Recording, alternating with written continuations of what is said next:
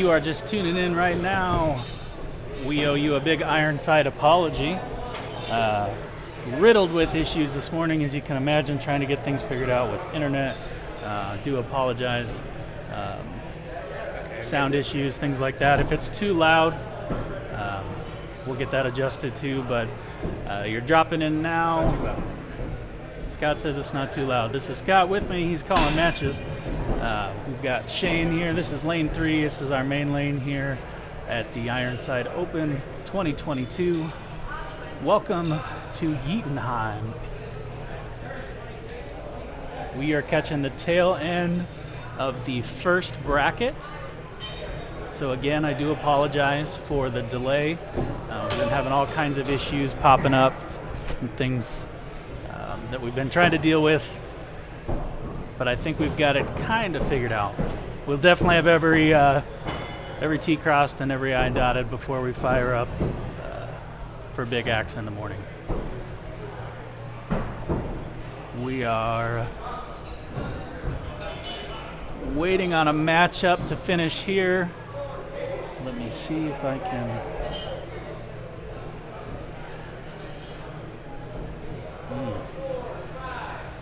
No, I cannot.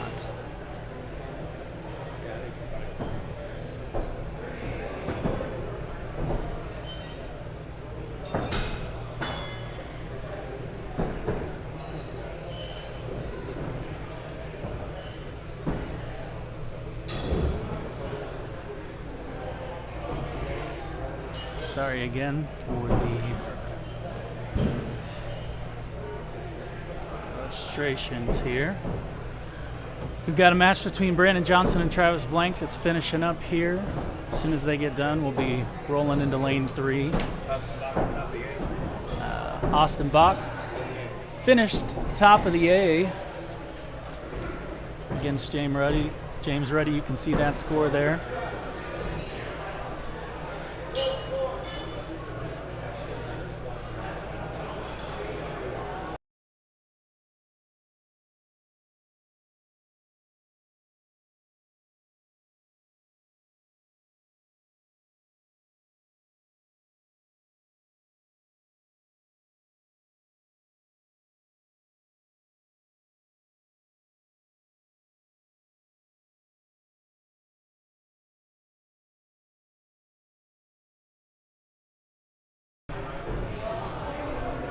All right, that match is finished there, it appears.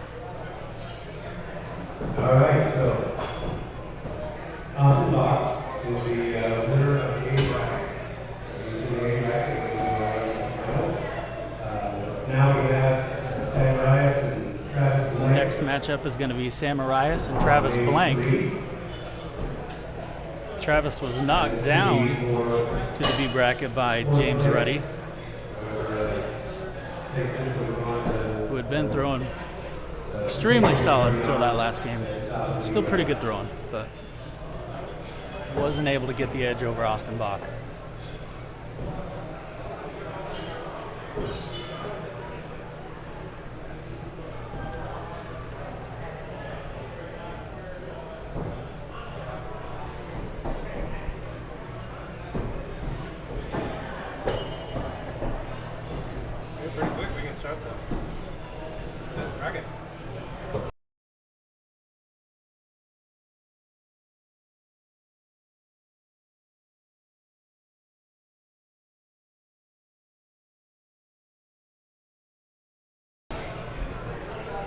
All right, we are going to get started with some warm-up throws here. We've got, again, Travis Blank versus Sam Arias. Again, if you're tuning in, we had a lot of technical issues today, but we were able to just squeak in. This is the end of the first bracket. We will be finishing all of Knives this evening. The rest of the weekend we'll be carrying the finals over into Sunday. However, we are finishing Knives this evening.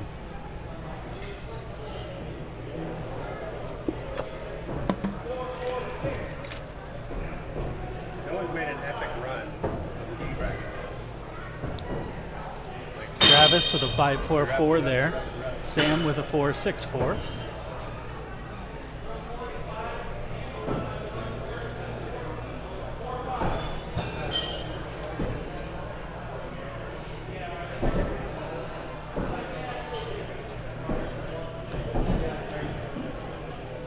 Oh, Sam with a drop.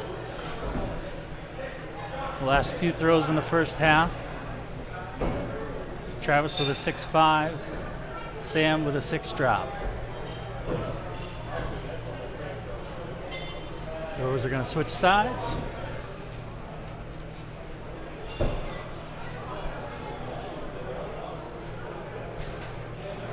It's been a really great day here at the Ironside Open, day 1.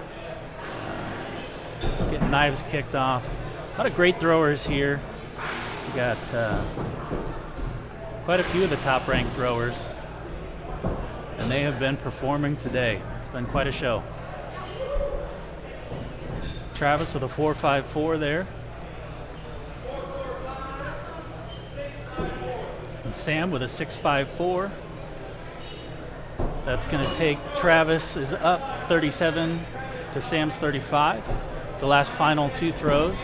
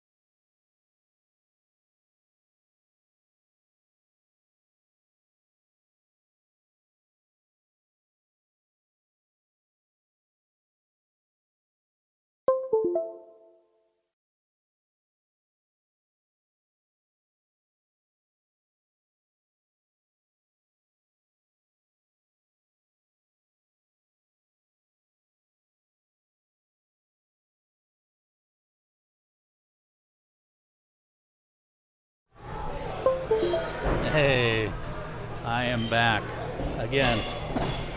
If you could imagine another technical difficulty. We are now wired in and ready to kick off game 2 here.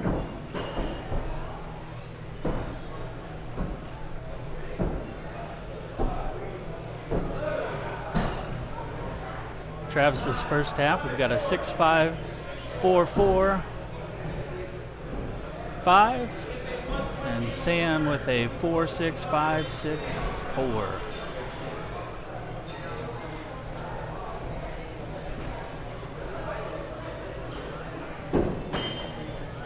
We are working our way through the B bracket here.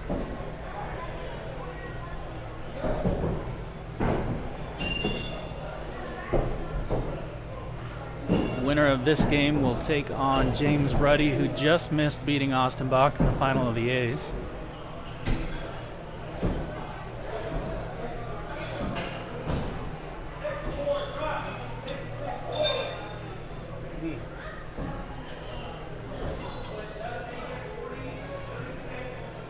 Final 2 throws. Travis up by 4, score of 40 to 36.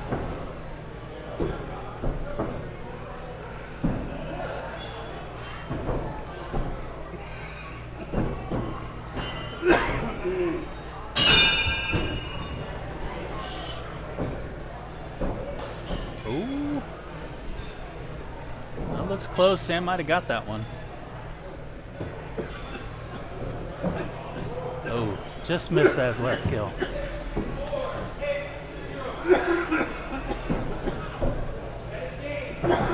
Last 2 throws, we have a 6-4 from Travis and an 8, a kill shot and a miss from Sam. That is going to give Travis the win, taking games 1 and 2. We are going to keep running them in here. Travis's next game is going to be with James Ruddy again. Travis battling back through the B bracket. This is game 2. The second time these two have met up, I believe. Prepare yourself. Do what you need to do. Yourself drink, yourself snack. And know what you do. Yes, it was in fact James that knocked Travis into the B bracket. Fourth round.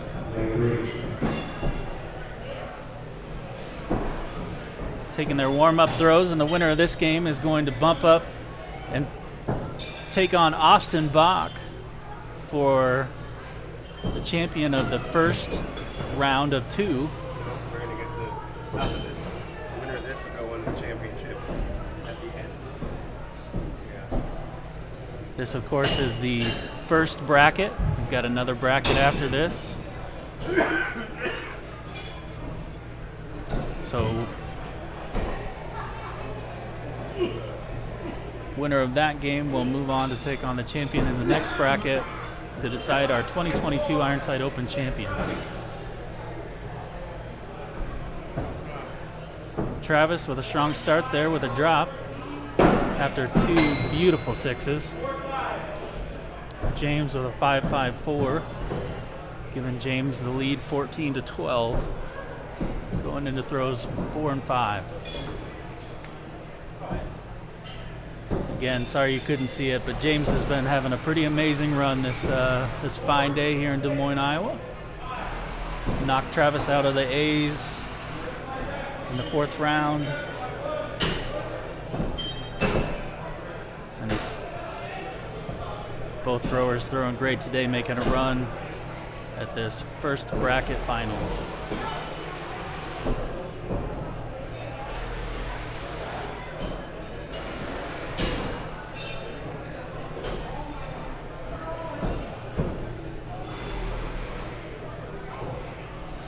Here in lane 3, we have Shane, one of our head judges.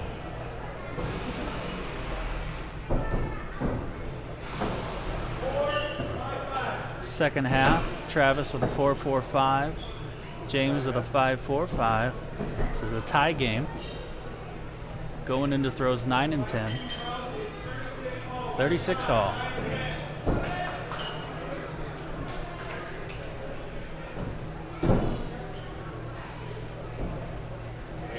Whew.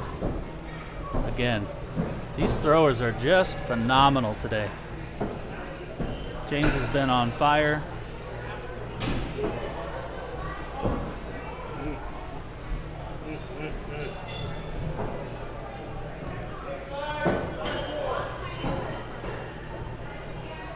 James finishes that with a 6.5. Travis with a 5.4. That gives James the game 47-45. Moving on to game 2. Again, these tournaments are best 2 out of 3. And winner of this game will take on Austin Bach to decide the winner of the first bracket of 2 here at the Ironside Open. Warm-up throws are completed, and we are ready to start game 2.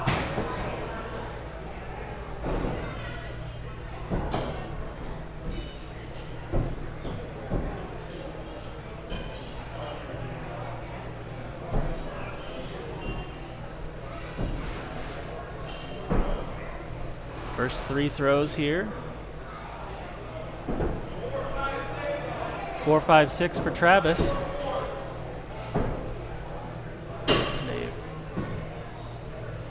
5.44 for James.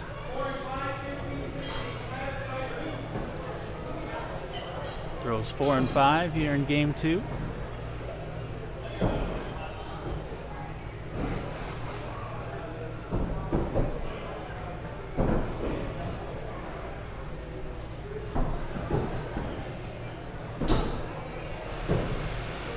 Shane taking a closer look at James's throw. James with a 6.4, Travis with a 4.6.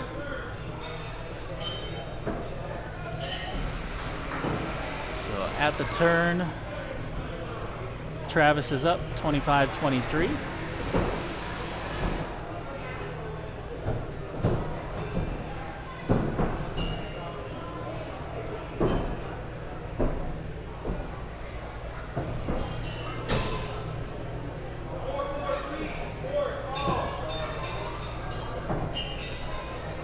Travis there with a 4-4-4. Travis is again up by 3. Looks like we're having some app issues. It didn't switch the names at the top. Travis is on the left, James is on the right.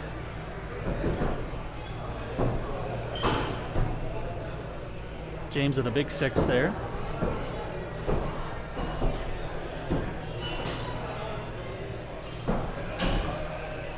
The last throw. We're going to get a judgment here from Shane.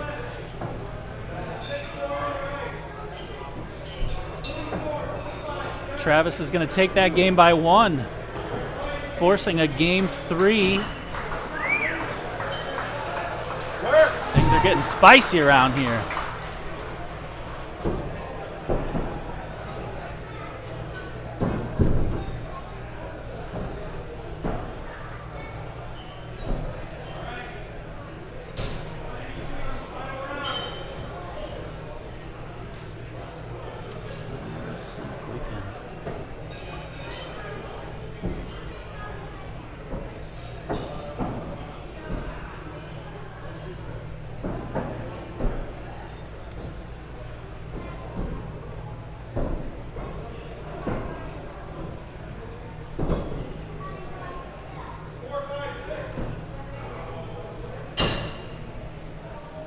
Dice.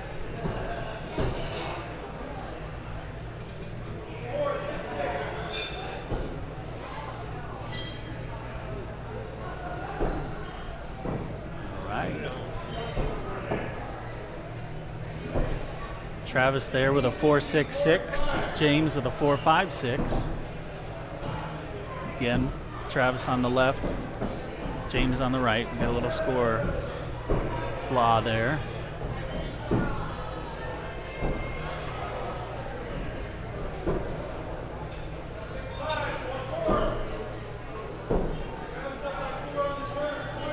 Travis is going to be up by 4, 27-23.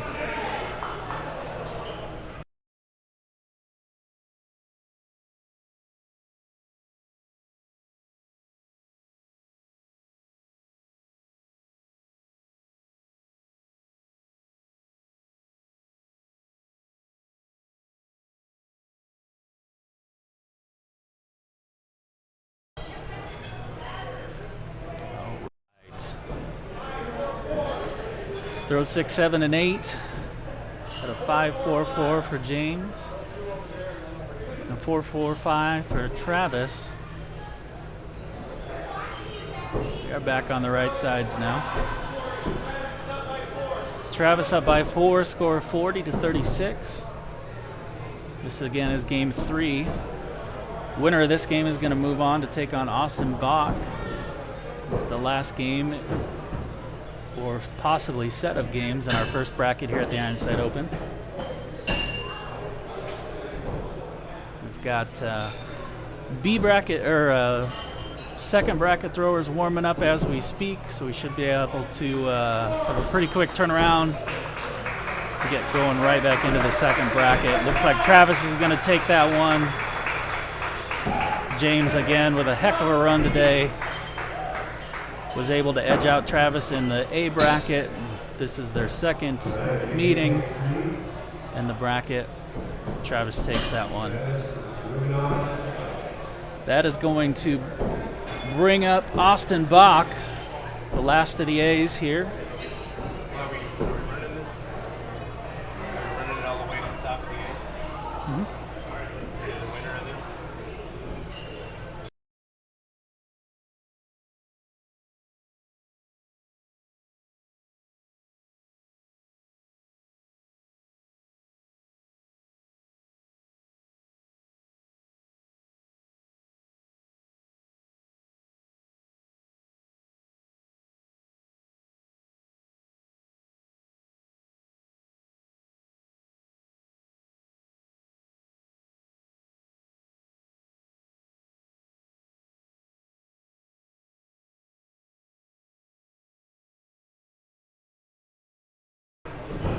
All right, Bossman says we are not playing the next game. We're going to wait, start on the second bracket here, and let these two gentlemen finish this out at the conclusion of the second bracket, giving us a little mini tournament at the end. So we're going to go ahead and hit that Be Right Back screen and get started on the second bracket.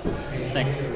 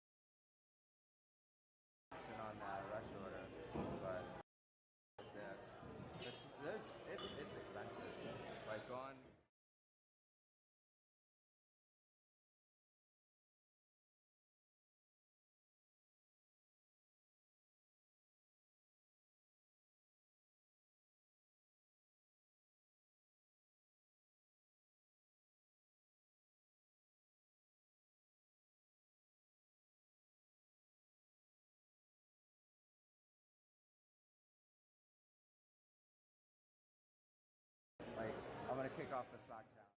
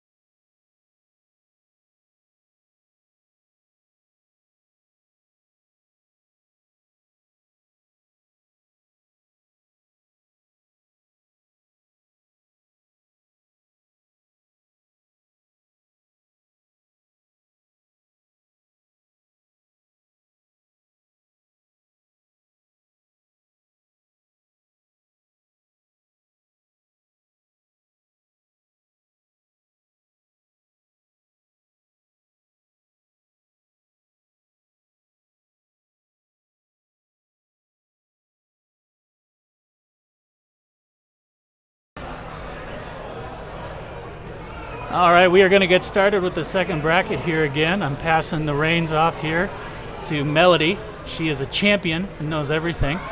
So if there's any issues, don't blame Melody. It's still my fault. But we're going to pass it on to her. All right, friends. Hope you guys can hear me okay. I got Scott Gardner over here calling matches. We're going to see who we got. We got Shane Funk and Andy Kilroy Siebold going right here. Shane throws out of Ironside here in Iowa. I don't know if I know anything about Andy, but we gonna learn today. We are.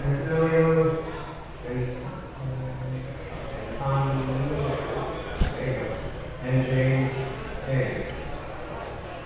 All right, so your lanes, I think we got it all figured out. If you're running around, running through the right lane, that's the best way.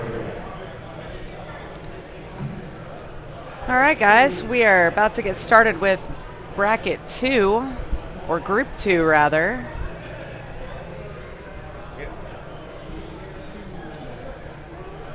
Two, for those of you who watch Sesame Street. It's a thing. It's a thing. I like the Sesame Street. Can they hear you too, Scott? I'm not sure. I mean, that'd be cool. I'm actually. What?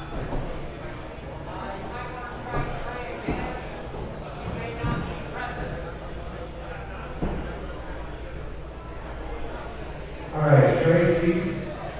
T-R-A-E, whatever it is, straight piece. Are you here? Does anyone know the person and know that they are or are not? If they help us with this, you are supposed to be on lane 4, which has a clip. So we're going to do it in time. If your buddy lets you in the hand, we're going to announce. We don't have anything out front for announcements, so we're out in the day. Looks like right now we got a couple lanes that only have one thrower. So let's see if we can find a match that has 2 throwers. Lane 2 is not streaming.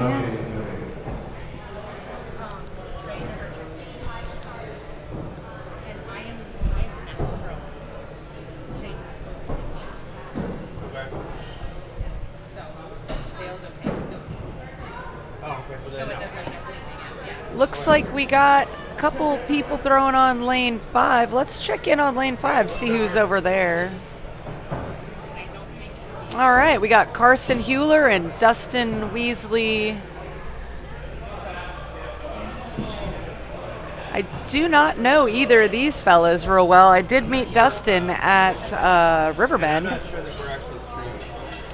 So, little different with knives, just a quick refresh. We throw 3 from the 10-foot line and then retrieve, and then 2 more from the 10-foot line for a total of 5, and then 3 from the 15-foot line at a double rotation and retrieve, and another 2, I'm sorry, from the 15-foot line to make a total of 10.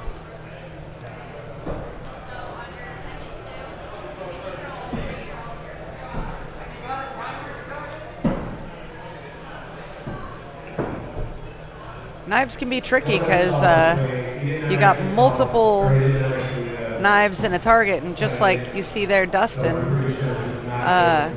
one knife hit the other and fell out. Sometimes it can help you, sometimes it can hurt you. How about you do the Jeopardy song 3 times?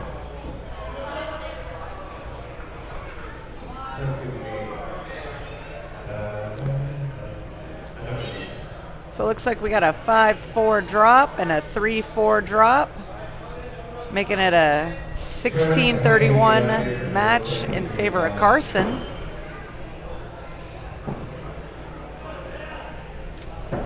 So far, we've got 2 throws left from the double rotation. Looks like that one might have got the guard on Carson's side.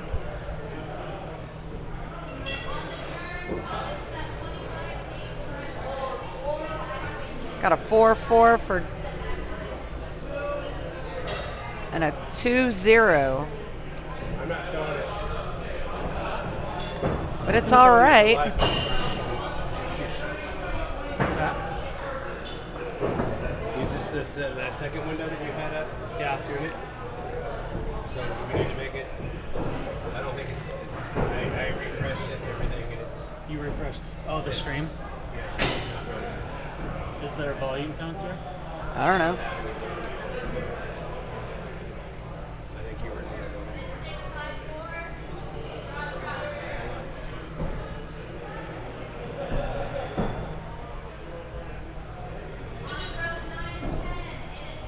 There's this fairly sizable delay.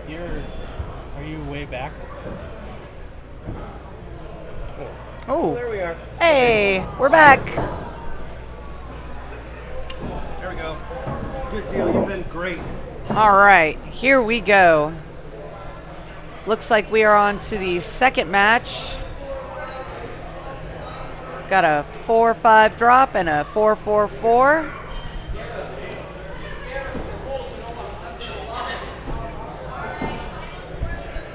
It's my first time doing this without somebody sitting next to me. So I feel like I'm just talking to myself. So I apologize.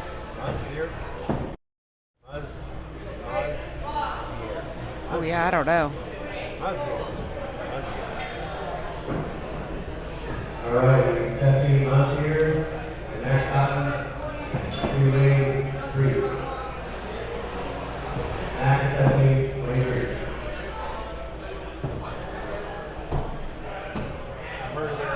What? Throw like you want to. We got Tyler, 2 Flynn. Wow, my brain hurts right now. Don't mind me. We're gonna watch him throw a little bit by himself because his opponent did not show up. Let's see what he's getting himself into.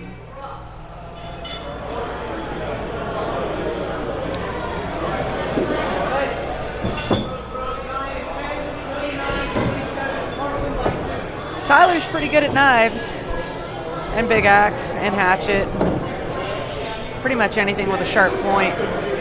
He can throw it. I hear he's pretty good at stuff. He wins things sometimes. Most of the time. Just kidding. He's a great dude. Coming out of Timber Beast in Medina, Ohio. Tyler Flynn was also responsible for the global team throwdown that happened over quarantine, which is where I met most of these fantastic people here. I'm from South Carolina. Our team was not what we would call good. We played against Iowa, won, which is where I met Trent and Steven.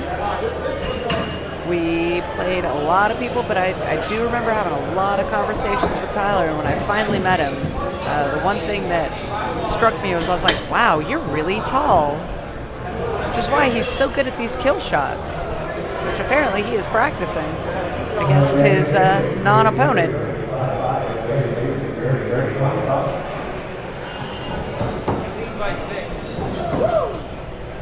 So in a situation like this, guys, you could choose to just take the win and not throw, but that's not going to help.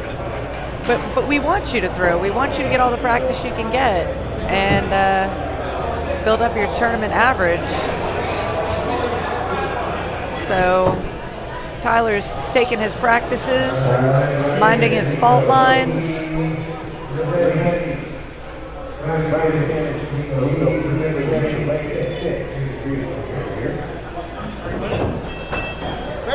Barely. I mean, it's close. Let's see what we got going on lane 3.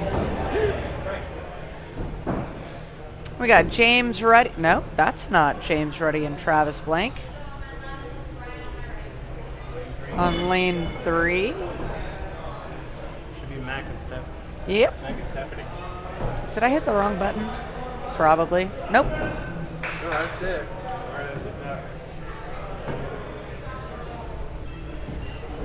What in the heck? That's cool. We'll go back to watching Tyler. Yeah. Until we figure that out. Here we go. We're on to the best of 2. Let's see if Tyler can pull out the win here. I don't know. It's a tough one.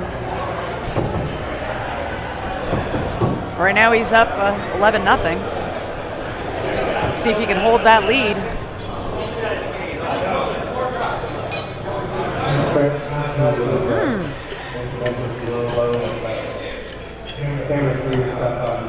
Got a couple celebrities over here on lane 5. Got Jason Kearney and Daniel Basic. All right, Jason Kearney comes to us out of Tulsa, Oklahoma. Got Wood. You guys might know him from Got Wood, Jumpin' Jackalope,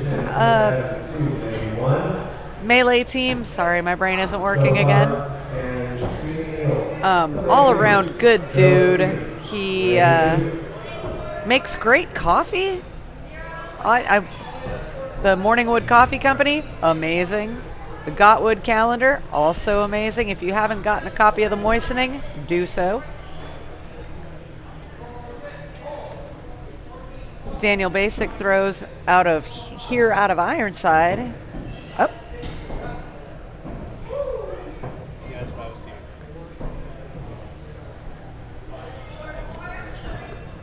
Daniel's also a super good dude. Always willing to help, always willing to have a smile and a laugh with somebody.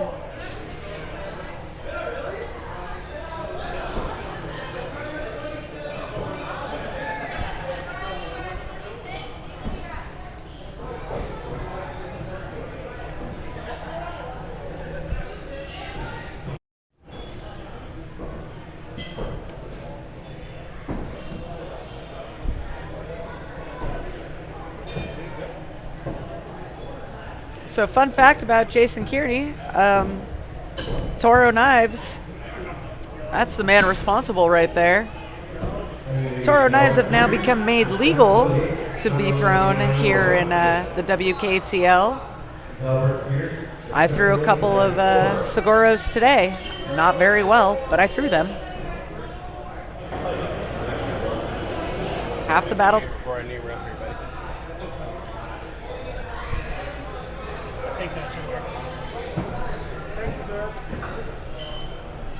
Big thanks to Trent Lilly for the tech support there, because I don't know what I'm doing. I'm just talking about knives and Jason and Daniel and what good dudes they are. I'm having a sandwich.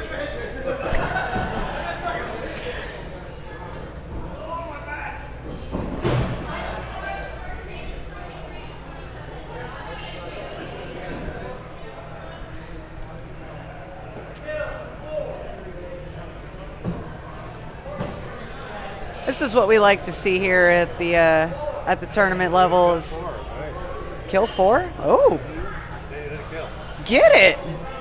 Didn't make it back though. You know what though? You don't know until you try. 41-49.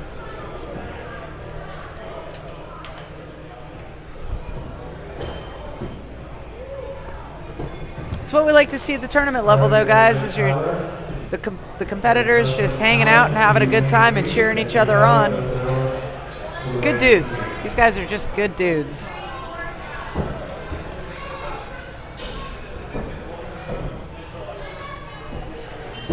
So in between matches, they get 1 for fun, and now we're doing our 3 from the 10-foot.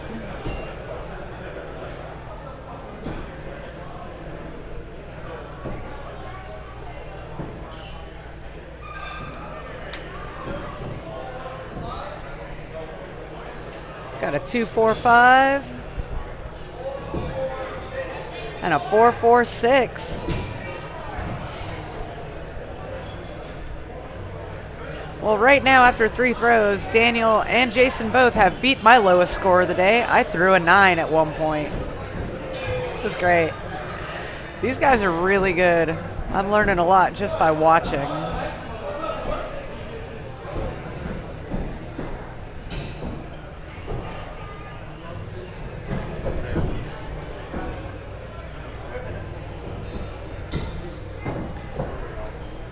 We're going to switch over lanes here because we got another Ironsider going on lane 4.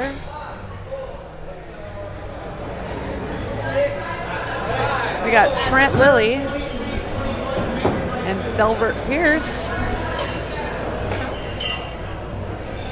Is Delbert from Ironside? Nope. Looks like he's from 715 Sarah John's venue up in Wisconsin. That's Wisconsin, right? Barbaro.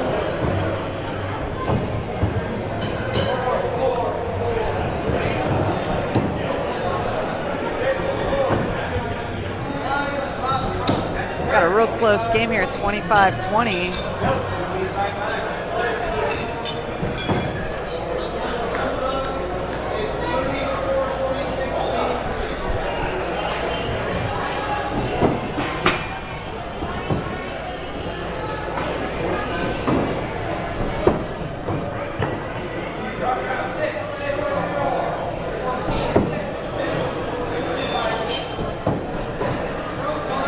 Talking to a couple people that have been throwing knives for a while, and even some of us that are not very affluent at knives, it seems like the double rotation is what does us in a lot of times.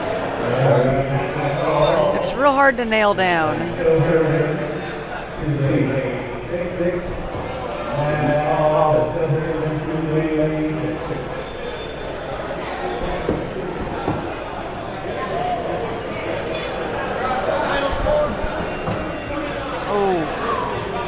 Oh, that's just heartbreaking.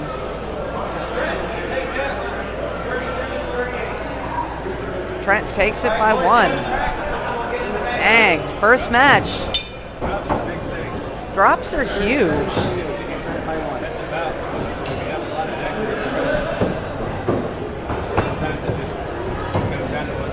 Yeah. I really wish there was a way they could hear you, too. Because I don't... 1, 2, and 3. A whole lot to contribute about knives, because I don't know a whole lot. Yes!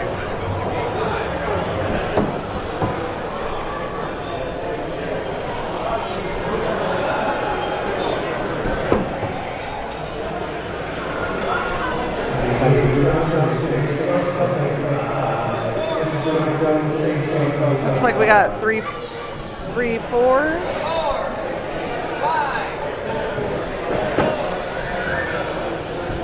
To a 4-5-4. Trent's up by 1. He's already taken the first game. 12-13.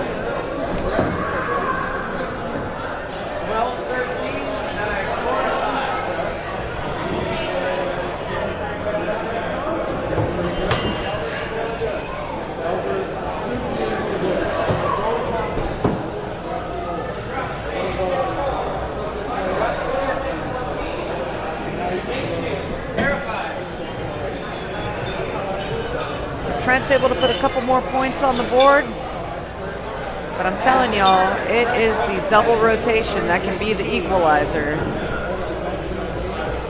Some days, I'm real good at double rotation, and I can't get it single rotation. Today, I couldn't get either.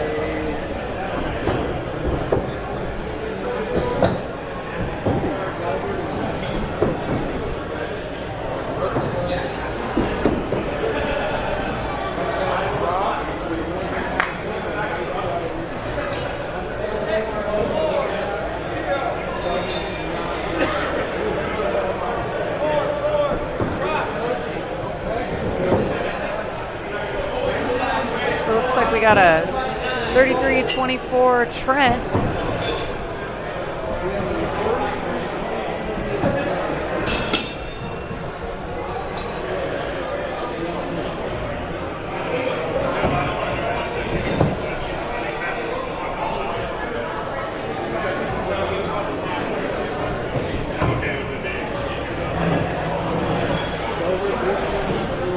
It's like maybe a 4-5.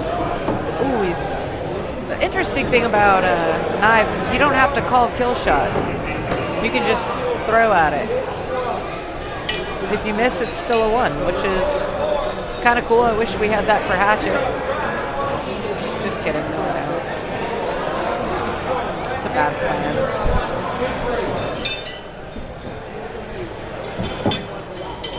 So it looks like Trent takes that one.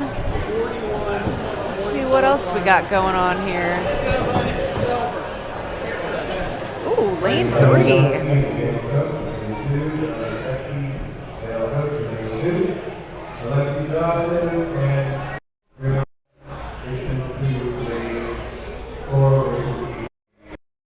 Three is Jocelyn Allen and Benjamin Fowler, but for whatever reason it is not coming up again, and that's all right.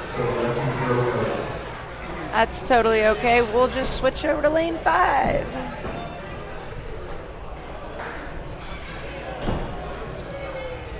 Where we got Shane Funk and Lucas Johnson. Lucas coming out of Murfreesboro, Tennessee.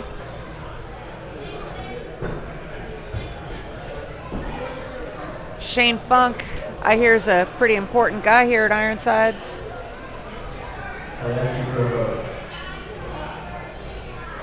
Both of these guys, great athletes, nice dudes. It's a close game, 29-25. Here we go with the double rotation.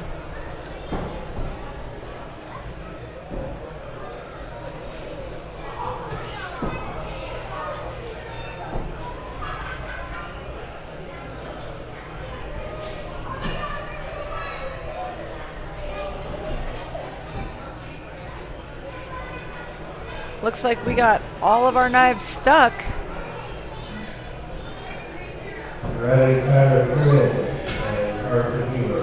Oh, just kidding. I thought Shane stuck them all. Still 41-31 with 2 throws left, double rotation. Anything could happen here.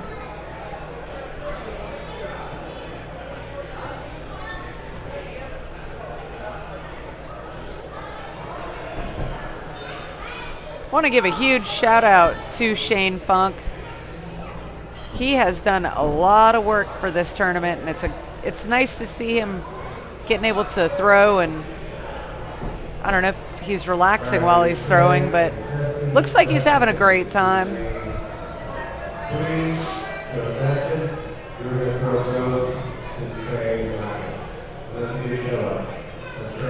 50-34 is the final of the first one. Lucas takes it. On to game 2. We're doing one for fun.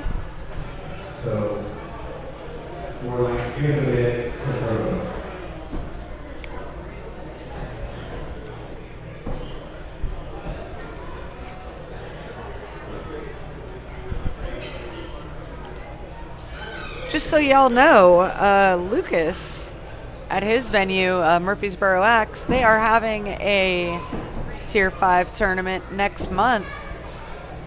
Beers and Bullseyes, also with a women's tournament and mixed duels. Get all the information for that at Murfreesboro Axe on Facebook. Yikes. That is a super tight grouping. 5-5-6 for Lucas. 3-4-5 for Shane.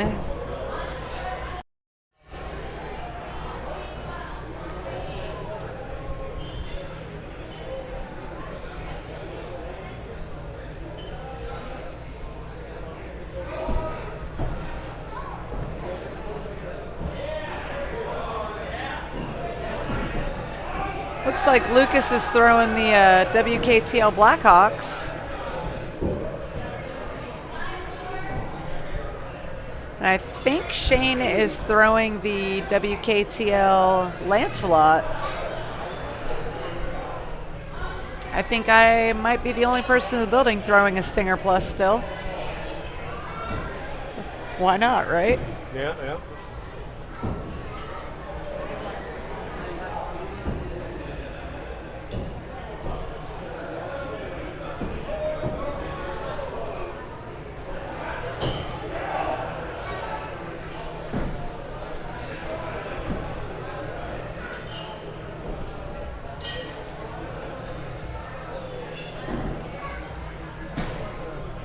Feel that. Coffee makes it. I'm pulling stuff out of place all over the place. Tugboat. Got a 4-5-4 for Shane. Oh. So he brings it within one. Still 2 throws left. Lucas took the first match. Shane could even it up here.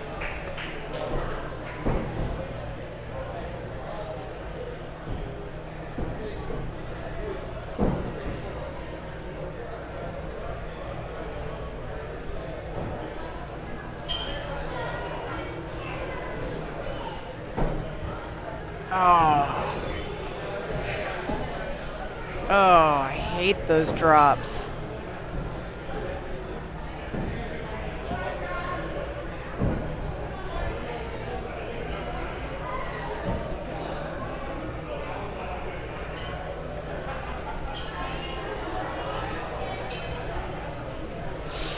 All right, guys, we're going to take it over to... Oh, we can't go to lane 2.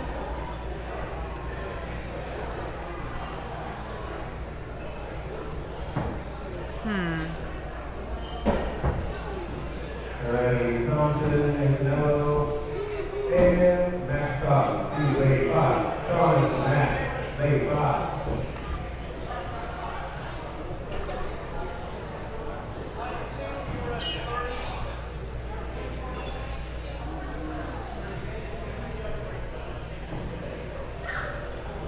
James May and Stephanie. I'm going to get it right today. Monitors.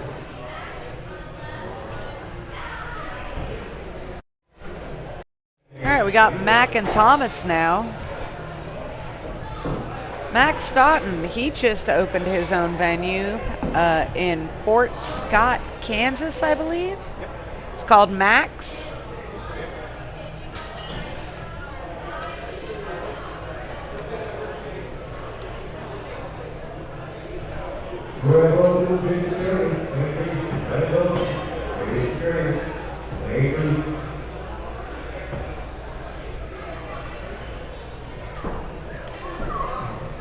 All right, looks like we're going live.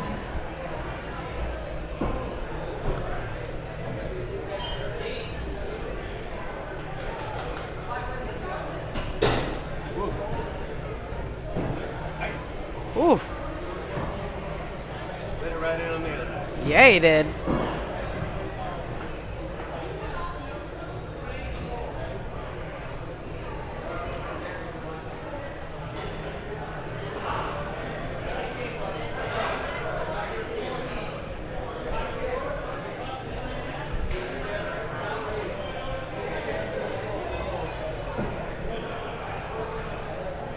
All right, we are tied at 14 after 3 throws. All right. Low Trent, A1. Low Trent, A1. 2 more from 10 feet. See what happens. Looks like Mac might have clipped that one.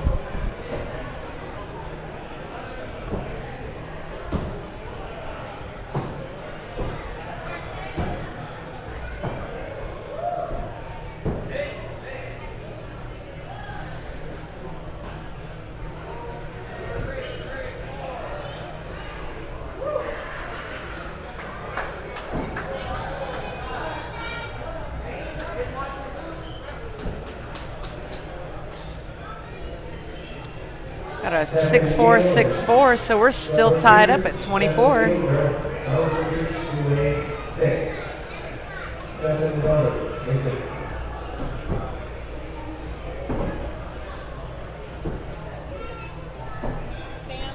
tablet is frozen. Okay. So he has to fix it. He has to fix this part.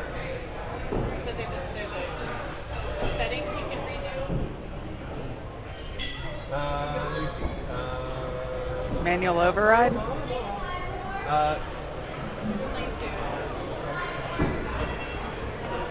Maybe be fixed and then we can get a different tablet. So we got a 6-5-4 and a 5-4 drop. I can maybe probably fix in mine.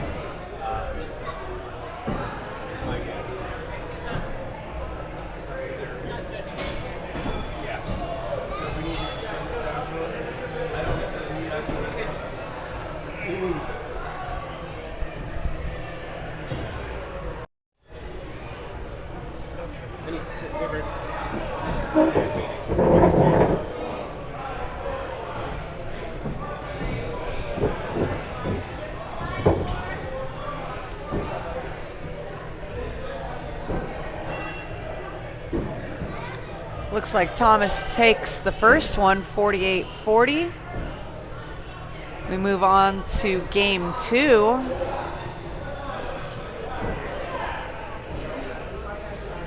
Let's see what we got going in lane 4.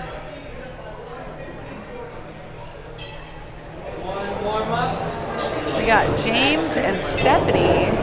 I met James at Riverbend. He's here competing with his daughter, Jocelyn. That's not his daughter. Is it?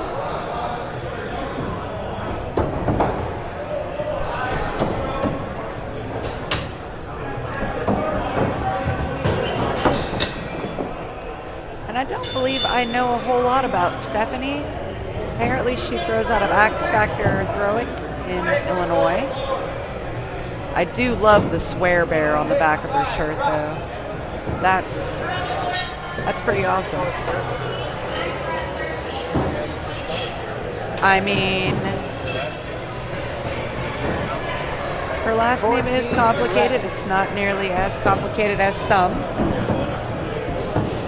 I'm looking at you, Anthony Shimkowiak.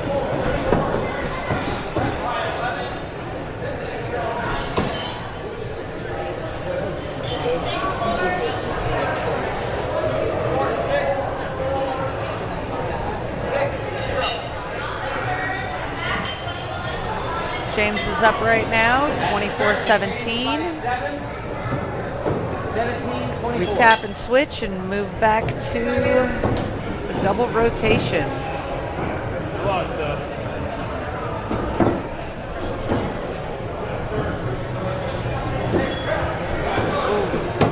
Oh, that hurts my soul. The drops from a double rotation. Stephanie made a good comeback there.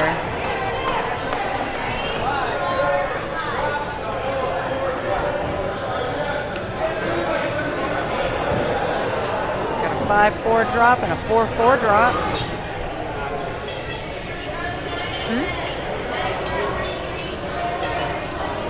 26-32, James by 6, 2 drops.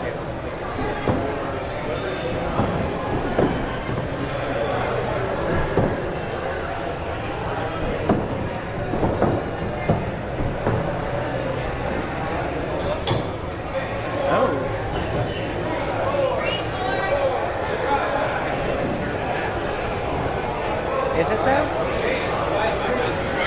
Yeah. Whoa, whoa.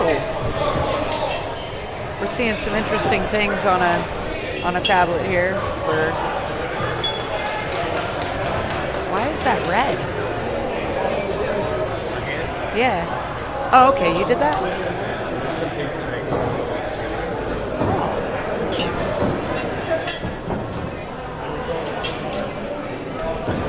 Looks like James took that one in 2. Yep. You won 2. Oh, next we got...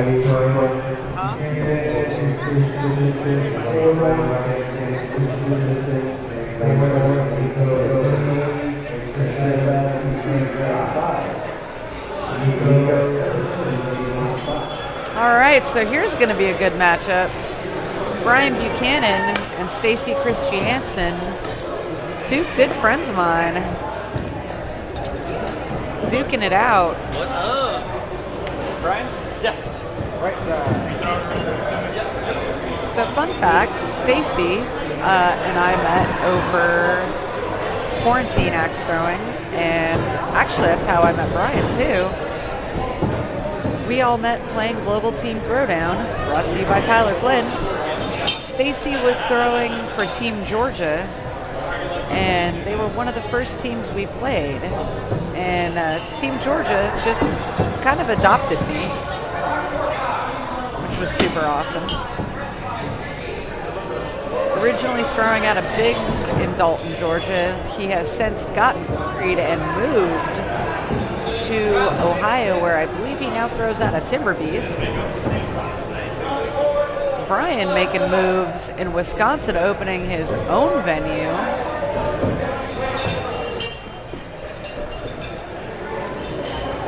guys have really come a long way since I met them. I'm so proud. Now they're both out here throwing knives like it's their job.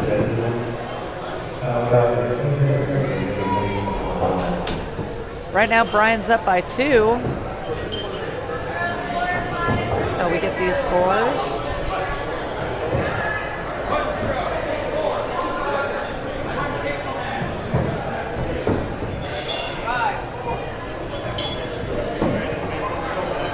Brian's still up by 2. Maybe. We getting a second? Nope. We're all satisfied. Tap and switch and move it back.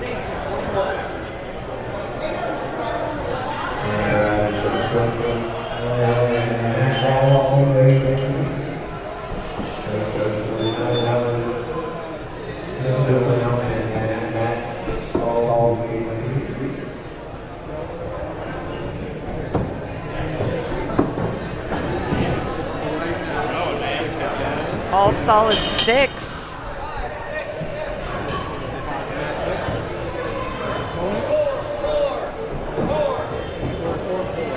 Five, 6, 6, 4, 4, 4. Brian's up by 7. Still got 2 throws to go.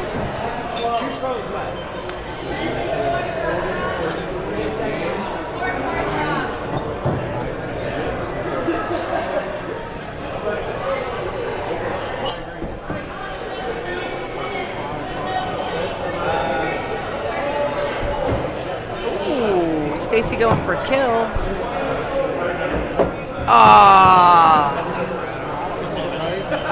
Honestly, I feel like you should get points for knocking your own knife out of the board. It's a very advanced skill. Clearly, not everybody can do it.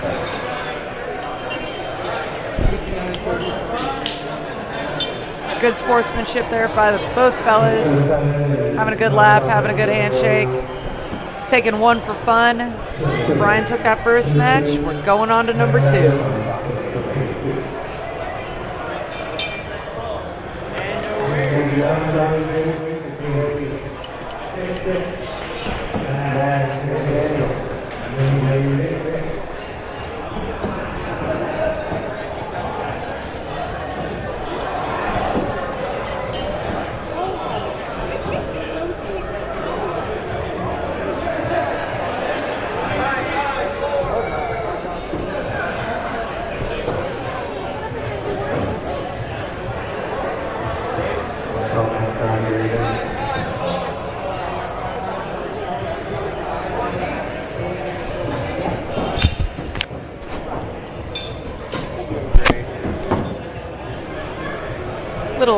Little moment there with Brianna Funk. Okay, now seriously though, back to knife throwing. Sorry for that commercial break.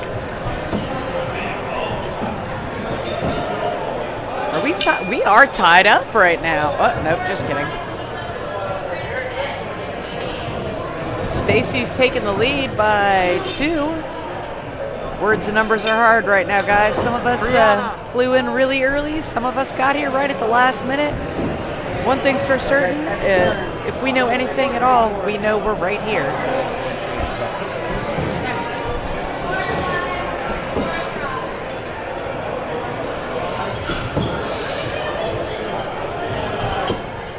Ooh.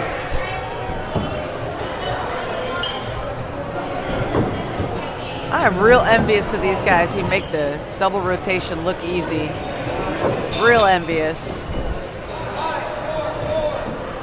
Got a 5, 4, 4. And a 4, 5, 6. This is a tight. Oh, snap. We are tied up. Oh, snap. Did you hear that?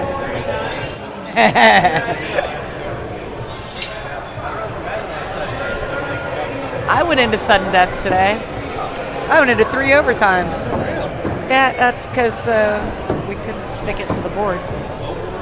Whoops! Nothing to see here, folks. Kill shot is different. Oh, no! I mean, just hitting the board from 12 foot is different. Yeah. Oh, dang. It looks like Brian took it, but that's all right. Oh, yeah, he dropped. Nice work from both guys. We're doing a board change there on lane 4, I believe that is. Let's see what else we got going on. A little more focus. Definitely a little more focus. Where else are we at? Losing the breath. Next decided losing the breath. Let's do 2.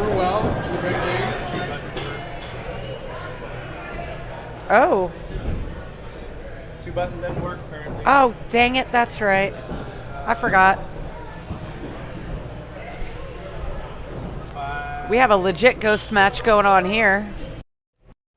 5 functioning. We have Jocelyn throwing on lane 3, but it's showing lane 3.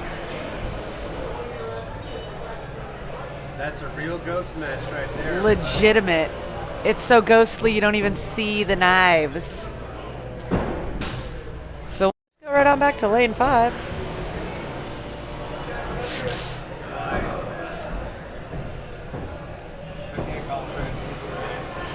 Yeah. It's all good. We got Nico Meep and Chris Flamingo going.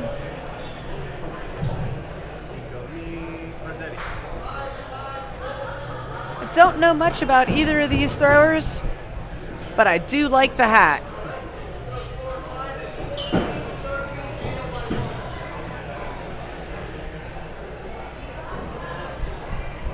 Scott, can you tell me anything about these folks? No, not exactly. I think they've been thrown against them both, I believe, at Riverbend? I think they were both might have been in St. Louis or North St. Louis. Okay, so Riverbend, maybe.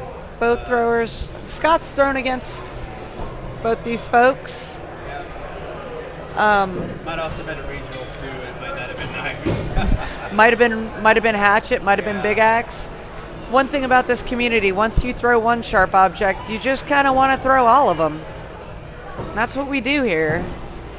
We collectively throw sharp things. Oh, man. Again, Mike Morton, if you're watching this, I really feel like we should get like a bonus point for knocking out your own knives. It's a highly advanced skill. Anybody can throw a knife into a board, but can you throw a knife into a knife and knock it out of the board? I'm just saying.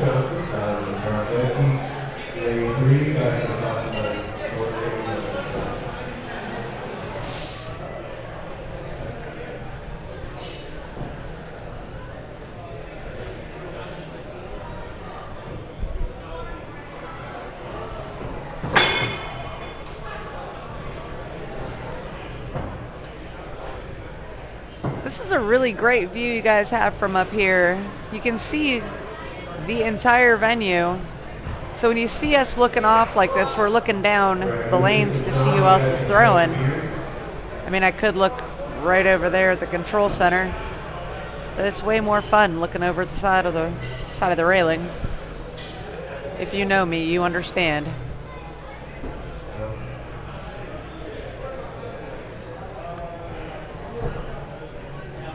I think they should play for beards. Delta and Steven Neal, Stephen Neal. Steven.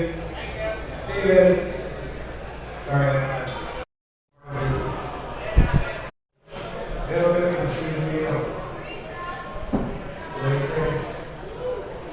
Oh, it looks like we got Ironside on Ironside crime going on here in lane 4. Lexi Dawson and Trent Lilly. If I'm not mistaken, both of these guys are from this venue.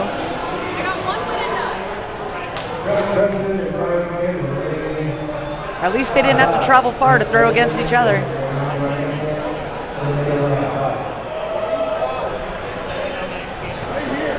That seems to be a common theme at a lot of these tournaments. People who travel from long distances that end up throwing against people in their own venue they throw against all the time. But when you're the home venue, not like you had to go far. And I never have that problem. I don't think I've ever thrown against anybody from my home venue at a tournament ever.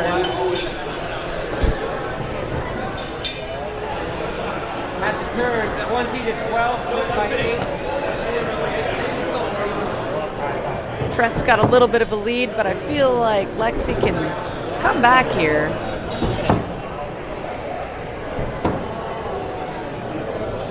She's killing that. Oh, the window's open.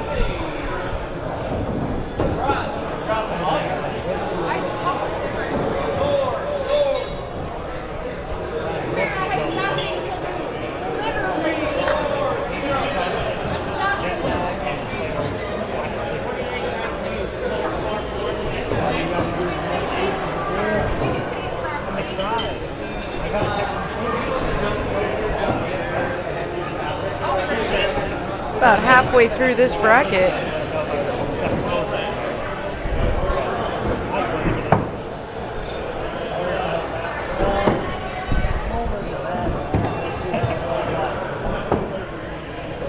$28.19.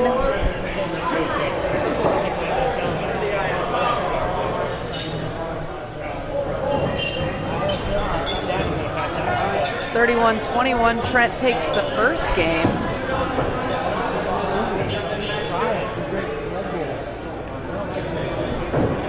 I took a peek around the screens here earlier, and I thought I could have sworn I thought I saw Lisa Gardner throwing knives. Is she throwing?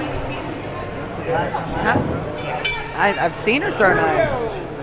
Oh no! Maybe she was just stepping in to judge real quick.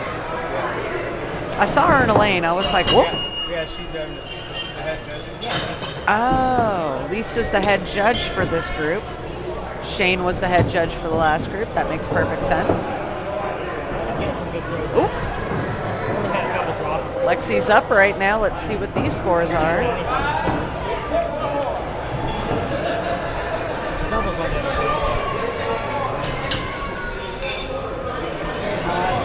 I think Trent was looking for a kill shot there and got that 2 instead.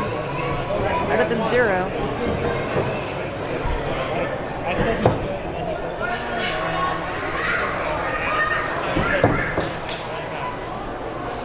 that was far nice. Random marathon.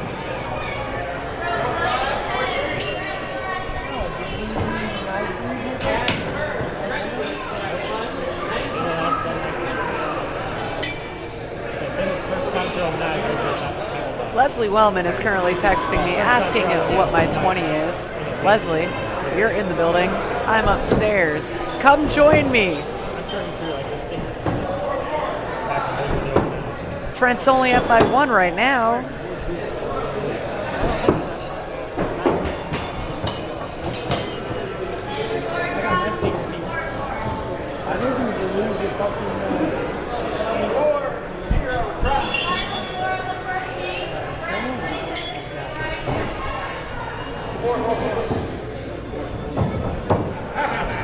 It's all right. We still got 2 throws left from the double rotation distance.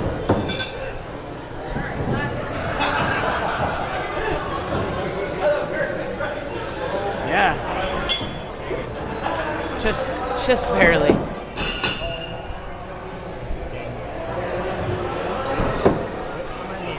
With authority from Mr. Lilly.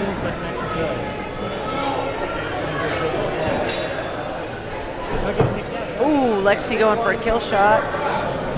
Looks like.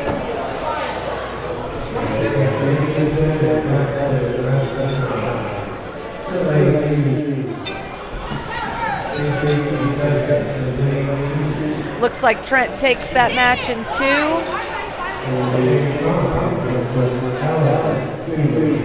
Let's see what we got shaking on lane 3. Again, I keep forgetting lane 3.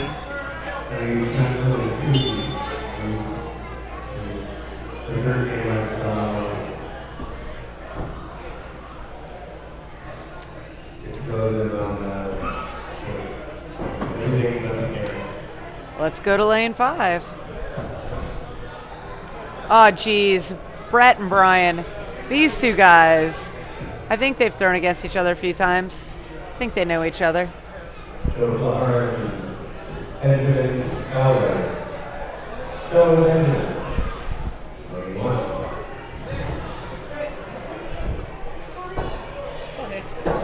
So threes. Oh, hey, friend. Information-wise, except for the camera. Yeah. Cameras. Correct. They're throwing right now. Yeah. Information's great.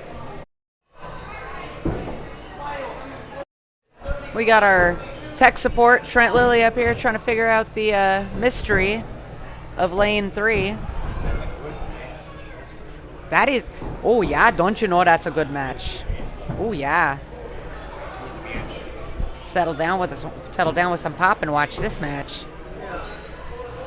I think match might almost move. Oh. Certain games beat.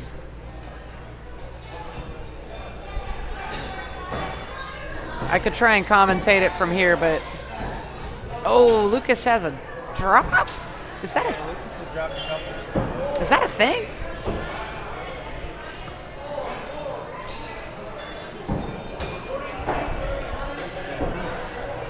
Nope. Nope.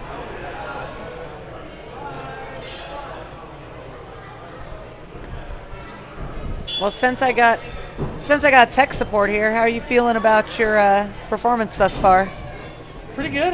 I lost to Joe Flyer, who is definitely our ace in the hole here at Ironside. So It's been fun sitting up here commentating, trying to remember where everybody's from. yeah, I think I'm throwing slightly better than I've been running this stream, which is not good. So You know what? You're doing better running the stream than I would, because I don't know what you're doing.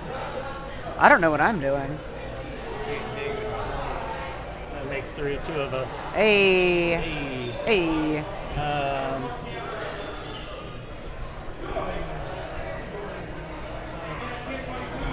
Go to another lane for a while. Oh, Shane and Jocelyn. Jocelyn surprised us all at Riverbend with her big axe performance. I remember Dustin giving her big axe that he had made for her, and she was a little nervous to warm up. And I was like, come on, kid, let's go. And she was like, I don't know if I want to. I don't know why she would say that. Man, she was taking people out left and right. She took Yoshi out. She took Brody out. I think Depke was the one that finally got her. And it wasn't an easy match either. She was on fire. Let's see if we can get that fire going again today for knives.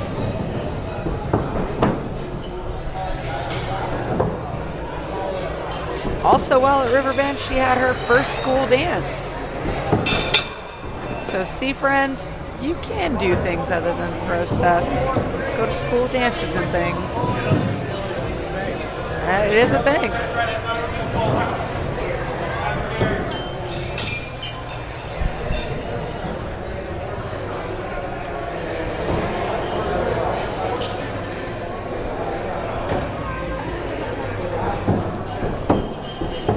Right now, Shane's up by just a few. That's cool, man. Jocelyn gonna come back and give him the business. Feel it.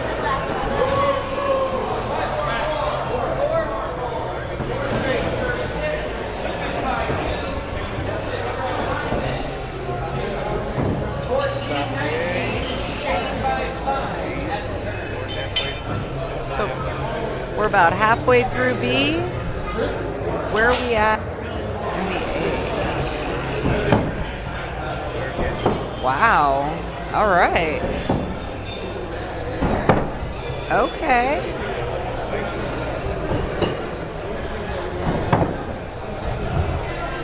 We had a Trent Lilly, and now we don't.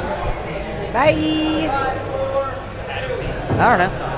It's not my turn to watch him.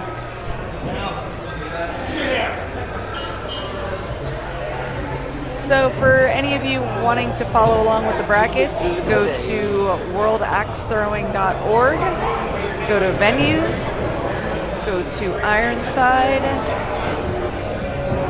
Axe Club, West Des Moines, not Pella, not Eau Claire, not Pella, Des Moines. Go to tournaments, go to the Ironside Open, click on the knife bracket, and you can follow along with us. Or try to follow along like I do. I'm just not real good at following along the brackets. Shout out to Leslie Wellman for always reminding me when I have to be in a certain bracket. Thanks.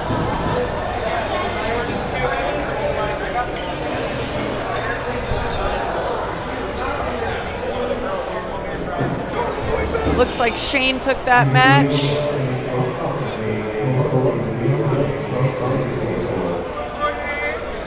Which I think might have been a B bracket match.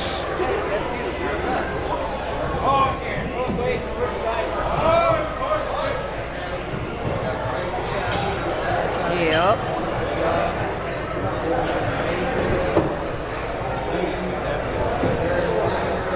Oh yeah.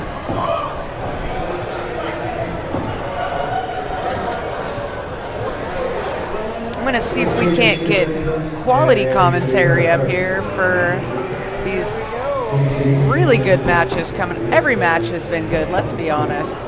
But let's see if we can get somebody up here to commentate that is a better commentator than I am. Because we got some real good, real intense matches about to happen. We're getting towards the end of A and the middle of B.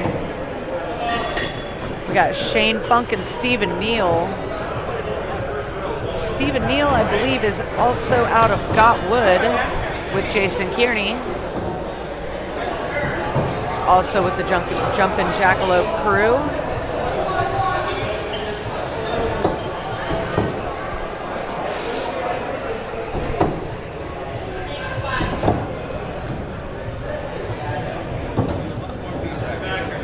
Oh, there's a lot more B bracket?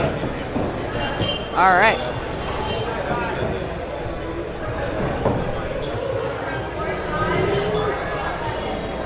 What lane is that on? That's on lane 2, and I don't think we can get lane 2. I think lane 2 is not a functioning camera right now. Dope! Because that's a good matchup.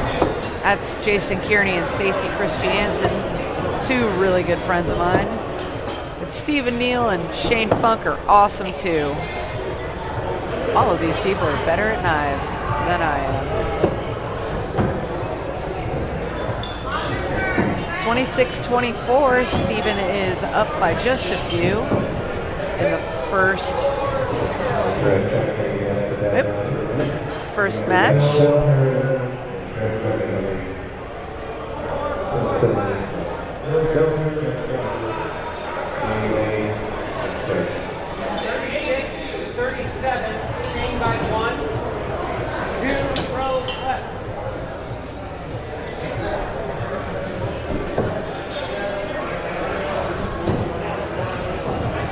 On the lane right next to Stephen and Shane, we still got Brett and Brian throwing against each other.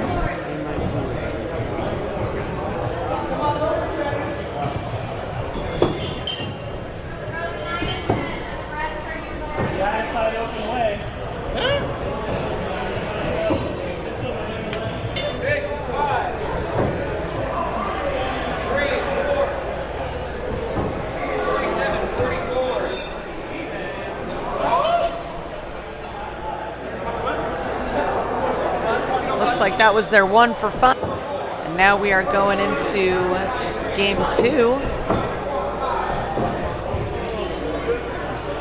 Hola. Jeez, man. Scott's up here yawning. You need a nap. I only got an hour in. It's the best hour of my life. Recently, at least. Sorry about that, bud.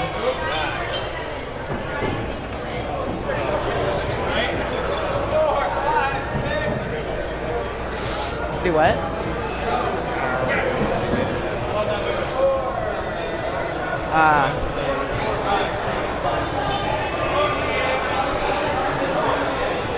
Right meow? You can wait on it. 15, 13. I think you should wait on it.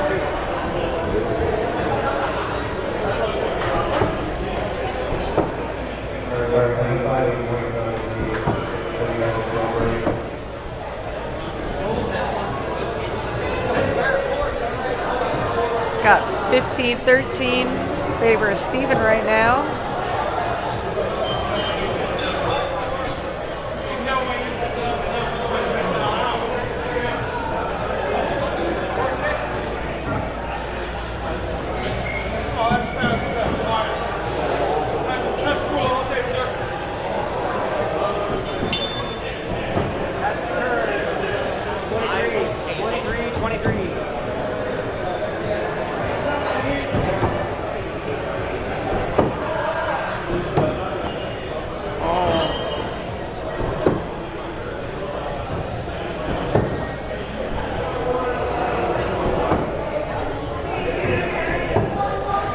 Okay. Sorry.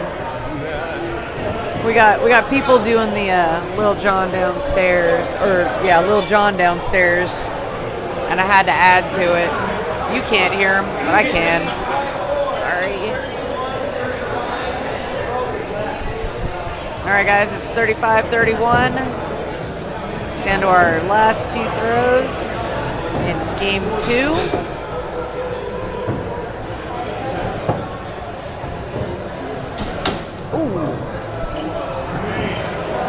Honestly, I vote we petition for extra points for knocking out your own knife.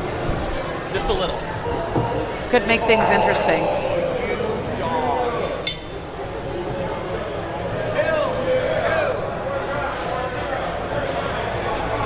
Which two?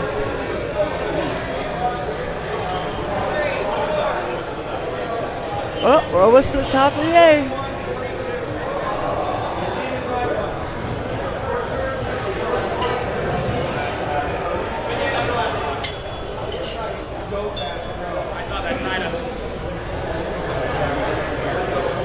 What? Good game. I appreciate it.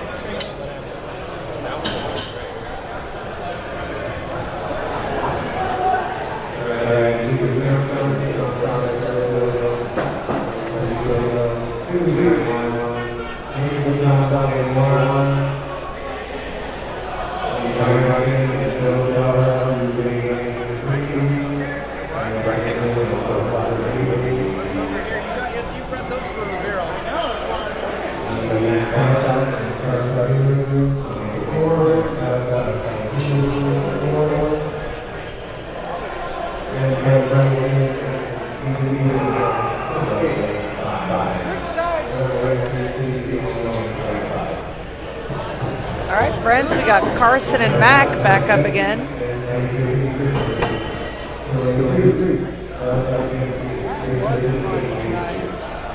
Looks like we are making our way through B bracket.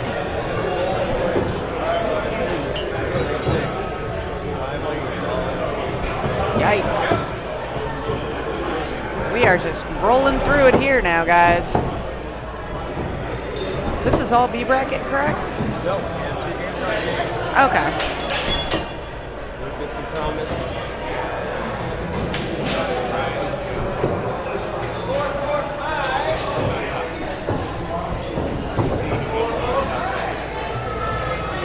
Well, let's go to lane 1. We haven't done that yet.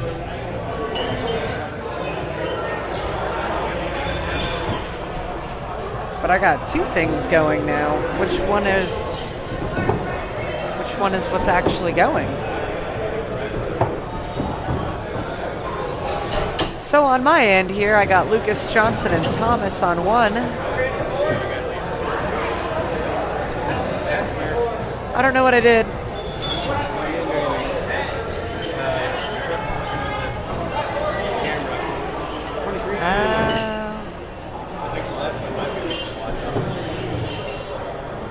Well, right now we got Lucas and Thomas tied at 15. What? Well, let's find out. Hold my beer. Watch this.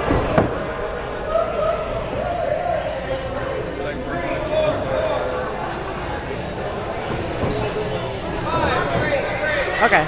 So we got Mac and Carson going 34-31.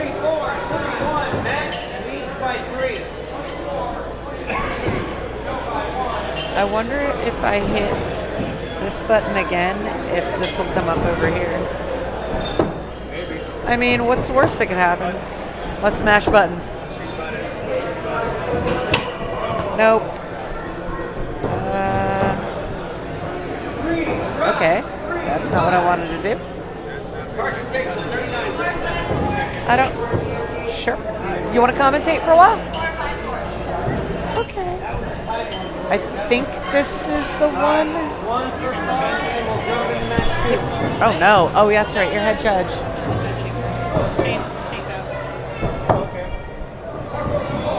You want to sit for a while? Hey.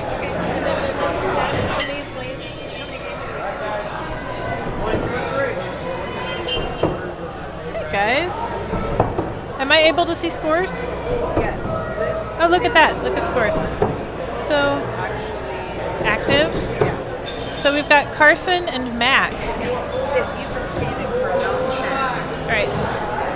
We've got Carson and Mac. Carson Hewler from Pella, Iowa, and Mac Stoughton. Mac is a new venue owner down in Missouri.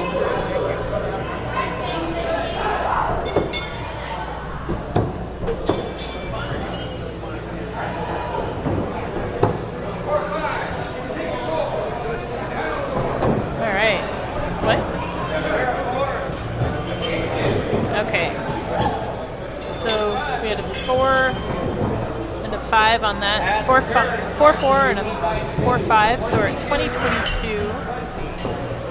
Hate saying that.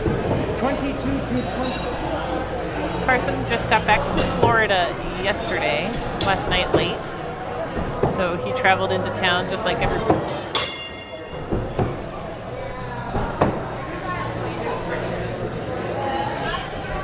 What? Mac is very good too.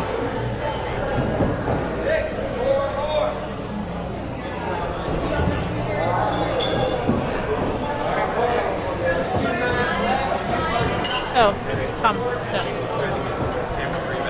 Oh, okay. So over on lane 3, oh, we can't see lane 3.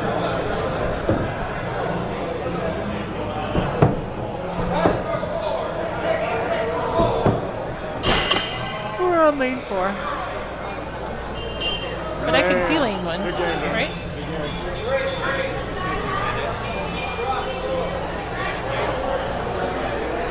Where? Oh, okay, so we're stuck on lane 3, or lane 4? Okay, so we're on lane 4.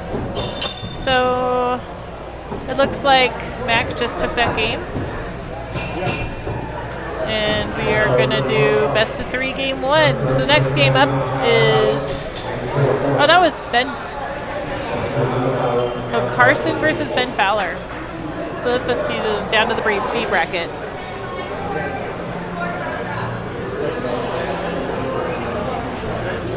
So I don't know if we've been talking about our sponsors at all, but our sponsors are Farm Bureau Insurance. They are our fantastic insurance company. They've helped us with a lot of stuff this year. Cover Target Sports. So if you're trying to cover Target Sports, they're a good place to start looking. We also have Confluence Brewing. You see their banner up there on the right. They have some tasty beers. They're local here in Des Moines. Of course, Elm City Axe Sports provided our targets. And we've been at a very good discount. And we are actually partnered with Elm City Axe Sports. So there's that. We've got Bunisher knives. Bunisher knives are not officially WKTL legal yet, but hopefully soon in the next year. And then, of course, Throw, Jesse Hummel is taking pictures. Cameras blazing today. He drove in from Oregon in the last couple days, I think 15 hours and 15 hours. Got duck driving at night through Colorado, which sounds terrifying to me. Great to have him back here for a second year. So Carson and Ben tied at 14 at the third throw.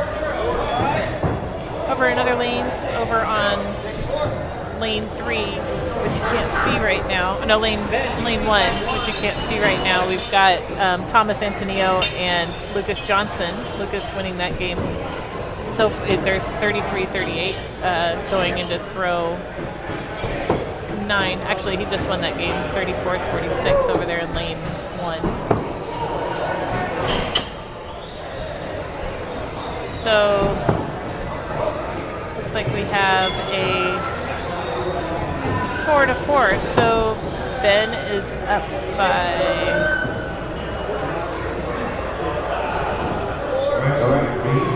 Kind of catches up. Going into the ninth throw, Ben is up by 5 points.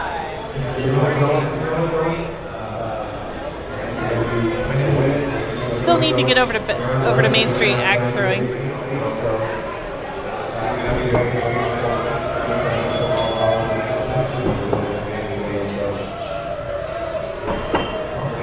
Gonna miss. Gonna drop. 3.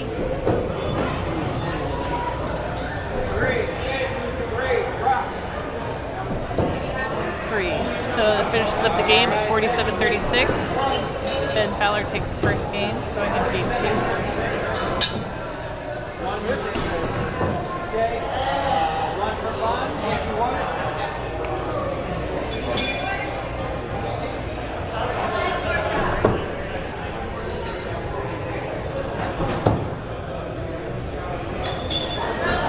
Our warm-up throw.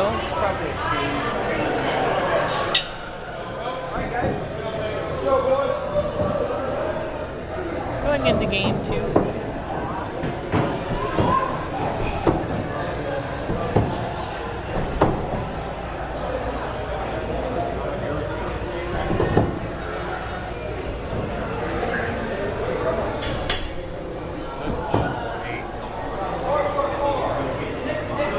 So we are on. What are we shared on?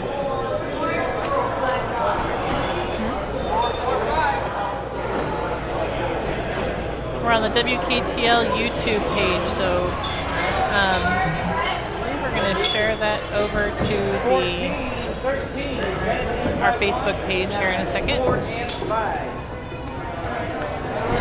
And so after game throw 3, we're at 14-13 Ben.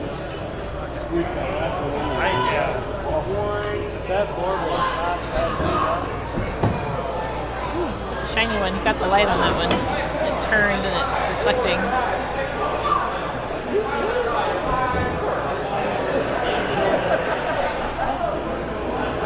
Um, 23-22. So we are 1 point. It's a 1-point game. If you've been watching the brackets, we're getting pretty far.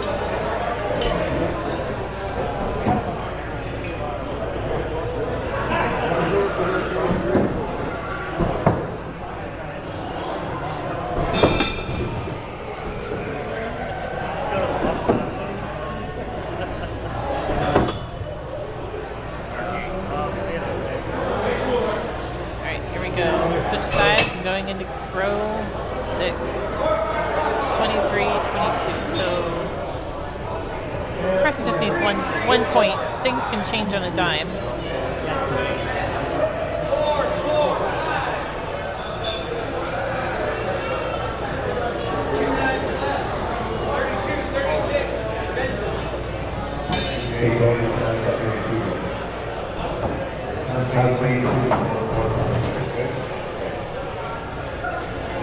So let's see if we can. We're going to finish out this game, or game 2. Carson is up by 2 points right now.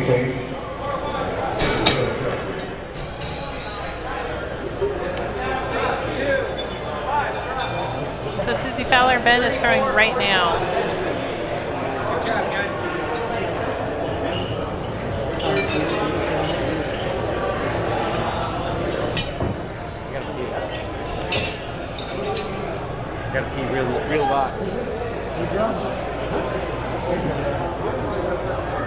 That switched quick.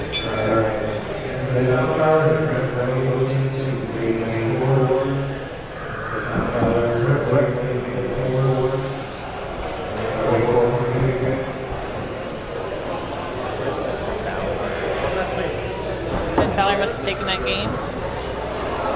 Let's see what we got going on the other lanes here.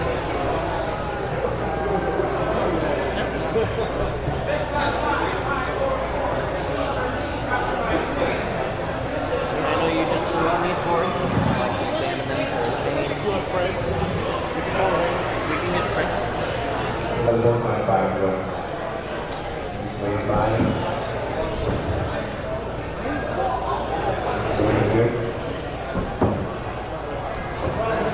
Looks like we're on lane 4. We got Brett Williamson and Ben Fowler on lane. Give me 2 minutes.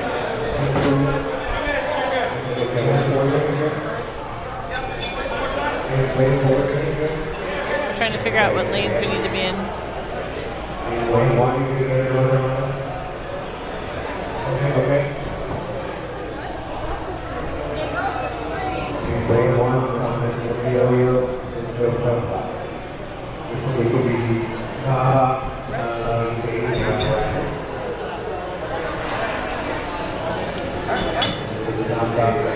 So it looks like Ben Fowler's throwing against Brett Williamson right now.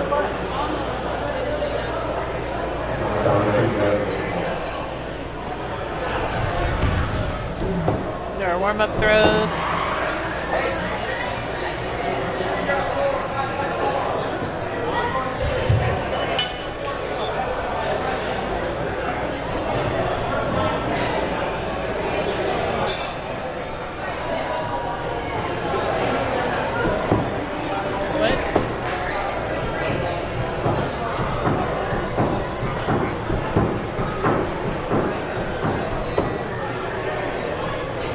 Can I change it? I don't know how to change them.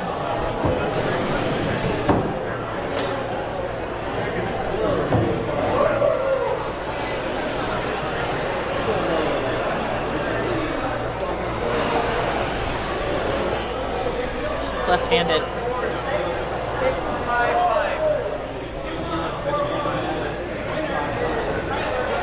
Right there.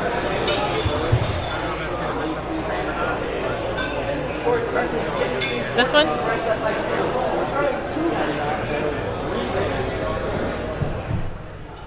All right, here we're on lane 1.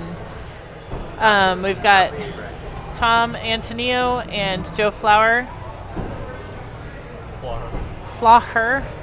And they're actually backwards on their pictures. So Joe is in the blue shirt. Tom's in the black shirt. Rhonda Eaton judging.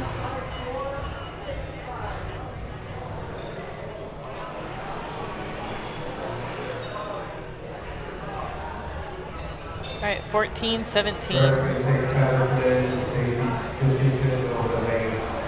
So Thomas just beat Lucas Johnson, I think. No, he didn't. No, yeah, Thomas just beat Lucas Johnson. So we're continuing on here. Or even apple if you want. Yeah, maybe over here on the there's like, you might be able to be later. Yeah, I've been trying to keep up on that. So 14-17.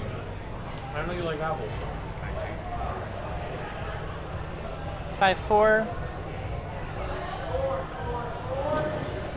5-4. I think Joe is up by 2 points.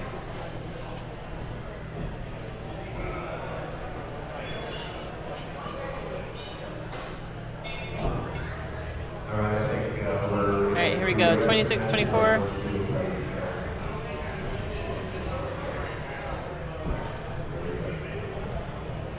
So Joe throws out of Ironside. Tom Antonello, I'm not entirely sure. I'm not sure where he's from.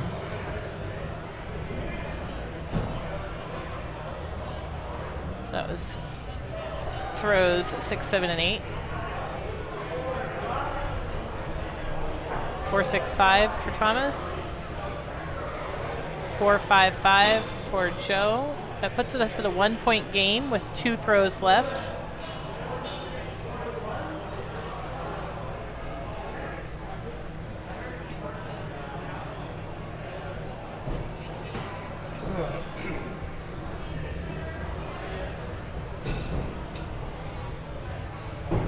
One-point game with 2 throws left. And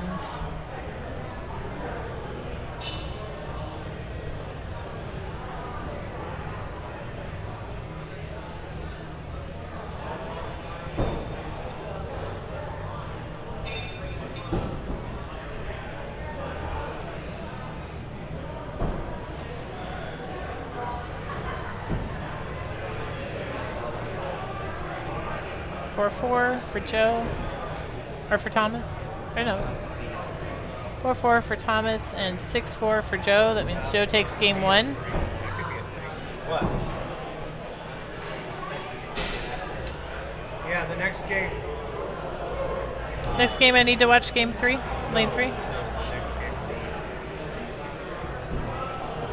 So here we go. We got game 2. That's their warm-up throw. Basically here in the B, these 2 games are playing. When their next one's done, it's going to be one of these games.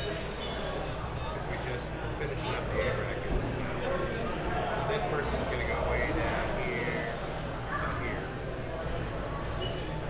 So these are the 2 next ones. These are the 2 next games. Okay, just throws 1, 2, and 3.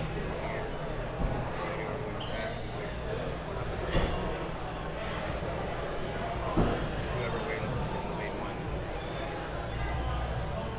So we're basically down to big 2-2. My phone?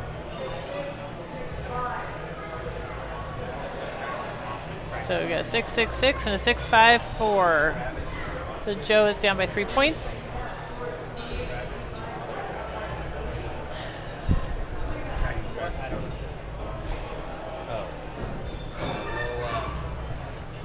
That's the top 2 guys.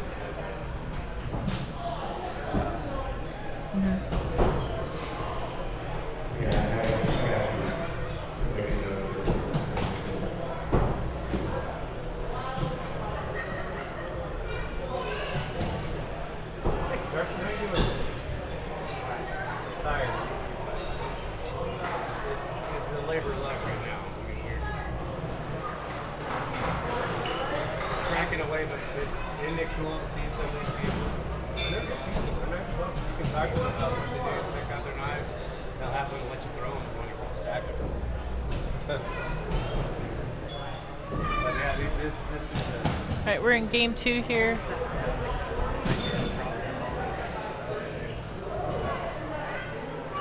Pain's keeping me up right now. I'm debating on whether or not I'm going to have Italian ice thing or even that Lululemon or something like that. Some Italian ice looks like ice cream. That's tomorrow. Whatever on it. And I don't know. I'm debating on whether or not I'm going to be able to survive that. They may put me right out. 39-38. I don't know. We can get whatever flavor you want, Scott. I know. They may put me out. They do sugar-free ones. I think we may. I know, but just the dairy. We may have to. You don't have to have dairy either. No, I know. Sorry, I'm live. I'm live. Okay. And 39-38. So Joe is up by 1 point. This is, let's see, we've got 4, 5 drops. So actually, Thomas takes that game. So they are 1-1 going into game 3. I'm going to come back to them in a minute and see who's going on other lanes. I've got lane.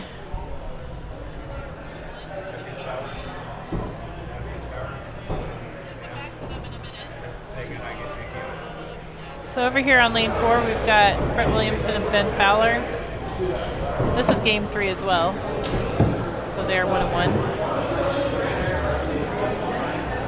Judging is Grant. Grant is from Medford, Oregon. joined us this week just to judge. We appreciate that a lot, Grant. So we got a 14 for 14 and 14, 14 all. Scores tied at 14. 2 nights.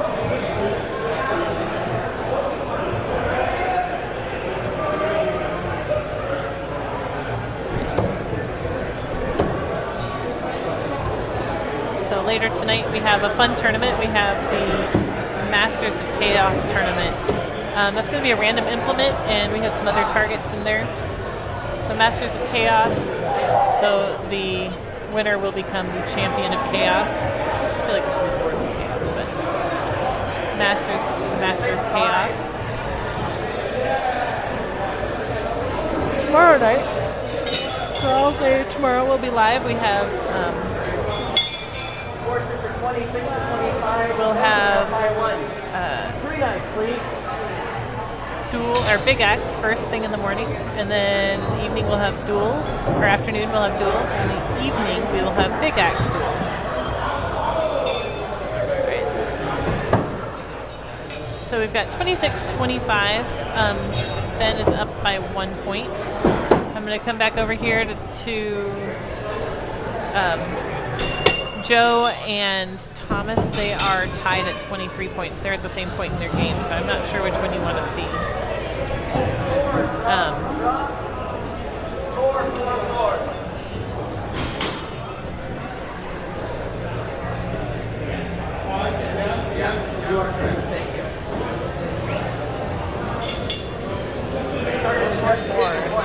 So Ben is up by 8 points at this point. Scores 38-37, up by 8. 2 nights, please. We're going to probably go for a kill shot here for Brett. Not sure, but I think so.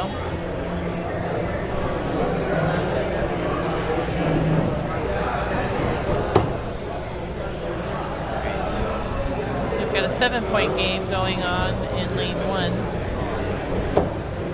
Just going to throw first.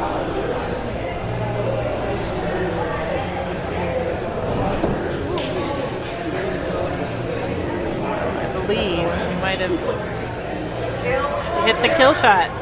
We hit the kill shot. So we are kill shot in a 6,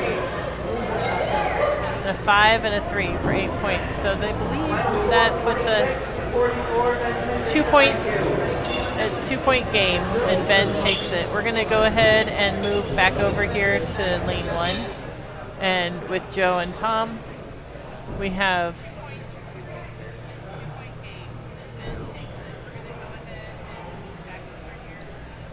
see. They're just scoring their last throws. Sorry we didn't get to see those, but it was a 7-point game. Joe with 9 points, and Tom must have gone for a kill shot for 1. So 47-32, Joe Flower. Yeah. There's no camera.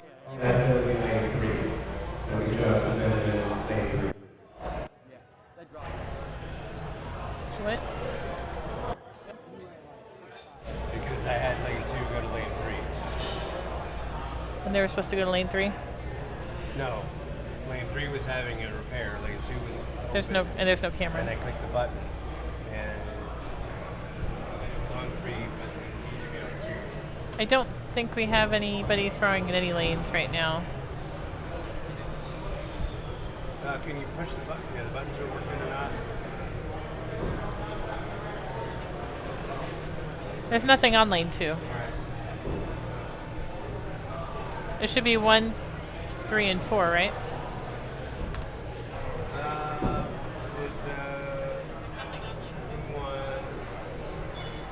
All right, so we're transitioning a little bit, looking for a game.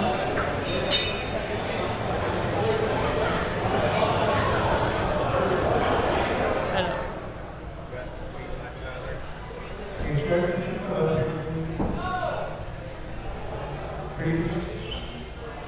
Carson to that. Everybody.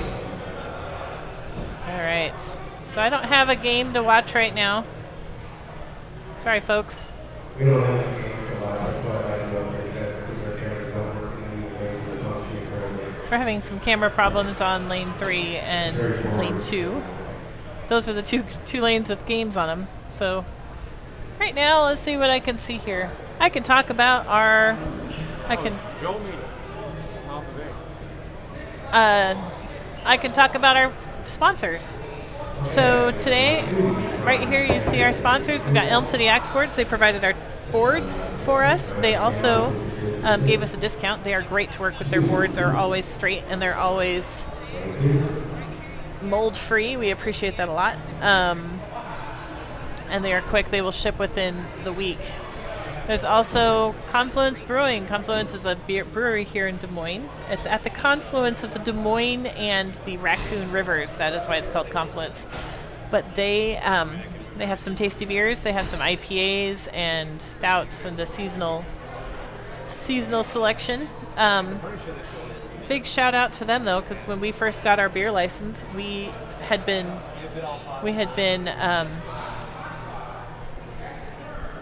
we first got our beer license, we had been BYOB, and once you get your license, you can no longer do that. And so it was a Thursday night, and they were able to bring us beer and supply us for that first full weekend in 1 day's notice. We appreciated that. We've been fairly loyal to them ever since. And they are one of our sponsors this tournament. We appreciate it. It's been great. Bunisher Throwing Knives. Bunisher is based out of Kansas City, and he does make the knives on the side from his real job, but he makes fantastic knives. We've had a set of his knives at least for 20 years. Oh. And none of them have broken or rusted, so they're beautiful knives.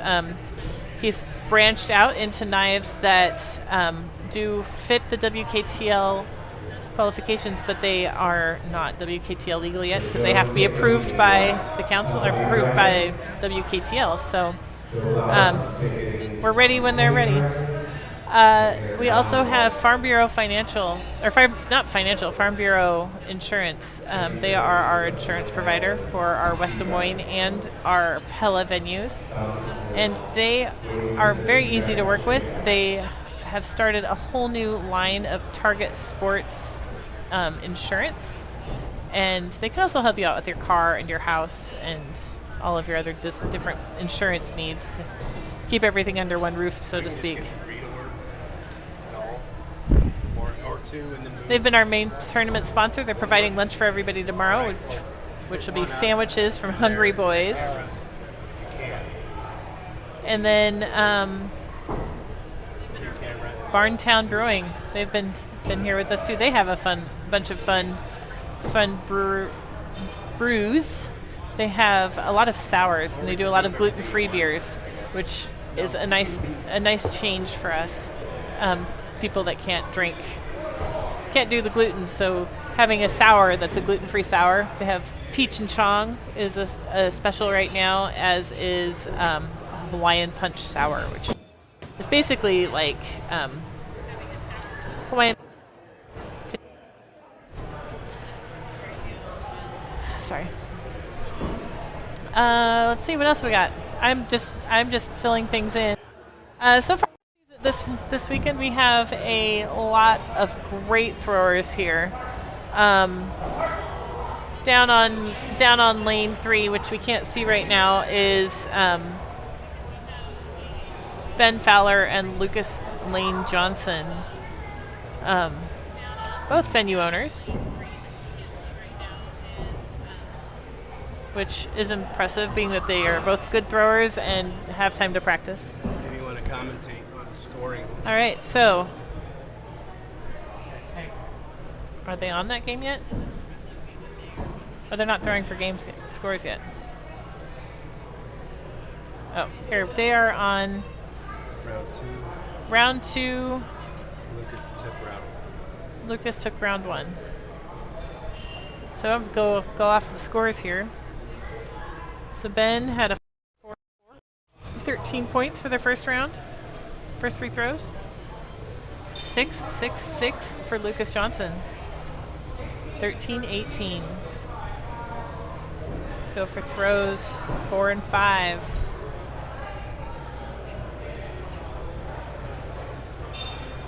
So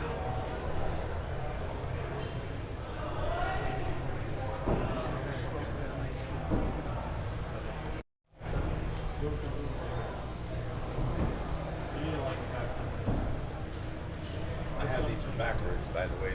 Yes, they are. The people are backwards. And 3's actually on 2. All right, that was the first 2 throws. We had to break out the flashlight to be able to see the Shift 1. Footboard change.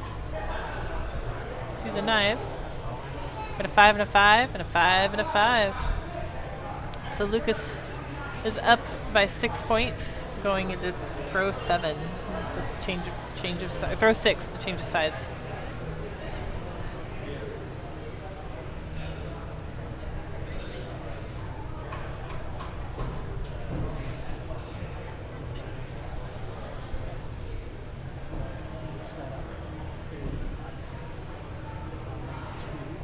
Okay. But I want to move the 10 over to 3. Okay. So your matches you want to see on lane 2. On lane 2.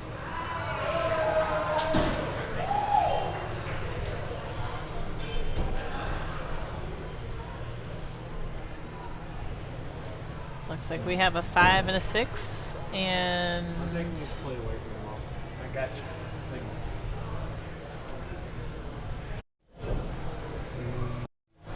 I think we're getting there. Hello. We're getting there. Everybody at home. Everything's backwards. I know, everything's backwards.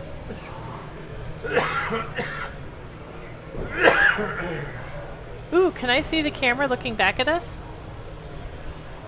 Is that on? No. Right now. So if you look at that target, I don't know if you can see the target now, right now, guys, but if you look at the target, right, the wall, right in the middle of the target, there's a camera there. We should be able to see the throwers' faces. That's super exciting, but it's not working just yet. So we are at 43-37. So Lucas Johnson's up by 6 points on game 2.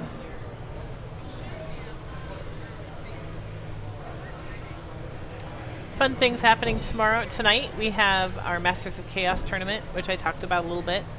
For those people watching at home, are we going live for that? I don't know that we're going live for the Masters of Chaos I think tournament. we need to shut this down. We need to shut it down, so we'll have to shut this down so we can have it all working perfect for tomorrow. And then, so our Masters of Chaos tournament will be support for JAPA. It's a homeless outreach program.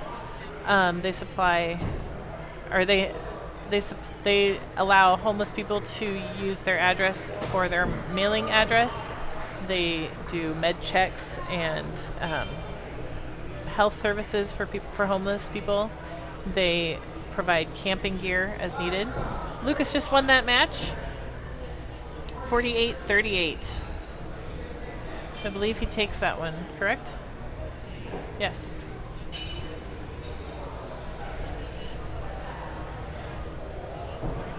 Yeah. 48-38. Finish of Brian Buchanan and Stacy Christiansen. What lane is that on? Can I throw that? I can't watch that one. Well, but you can comment on it, I suppose. They're in round Okay, so 3. we've got Brian Buchanan and Stacy Christiansen throwing on another lane that we can't watch. That's okay, though. I mean, they should almost be done. So we had Brian won. After that one, move to lane. Who the winner of that will take on Lucas Johnson in lane 3. That will be the final. Stacy won lane 1, or won round 1. Brian won round 2. We're into game 3. And then we'll find our champion, and the champion will be tickets to 15-13. that is on the line. So these matches, as we dwindle down here, this is for a bid to the World Championship. I believe we are the first. Are we the first one? I think one up north.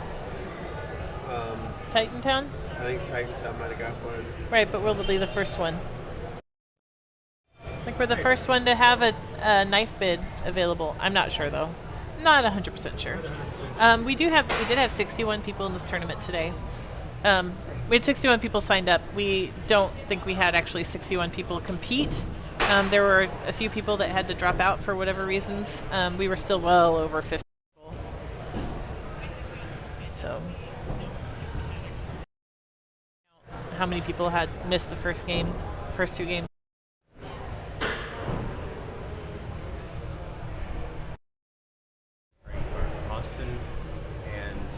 Austin and Travis? Austin and Travis have to finish. Wait. They're in the top of the. Okay, so for the finals, we will have Austin Bach and Travis Blank coming up from Group 1.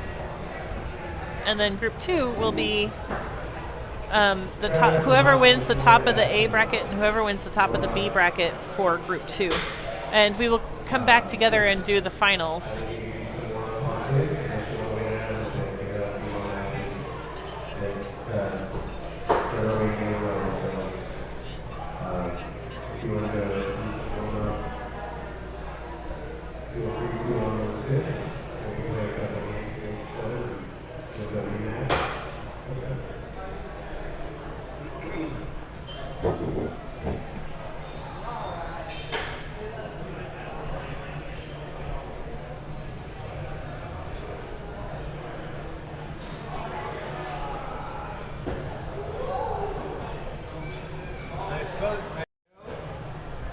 Hey, Joe. Joe, I think you guys tomorrow too.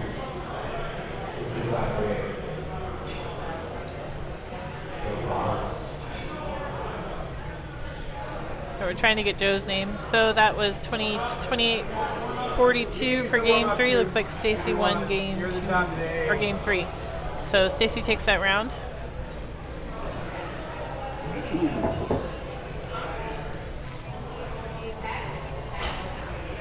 Sorry, I should be paying attention to what I'm doing and not what Scott's doing.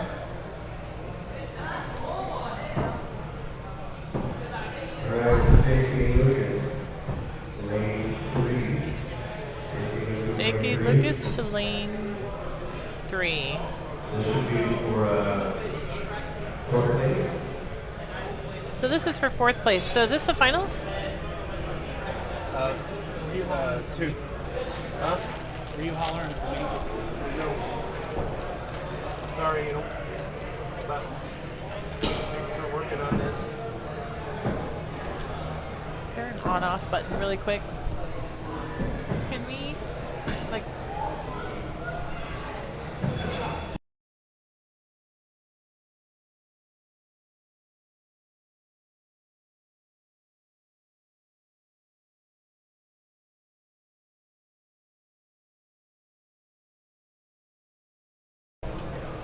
Alrighty.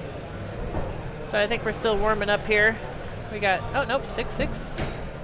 Shouldn't be dead. Let's see.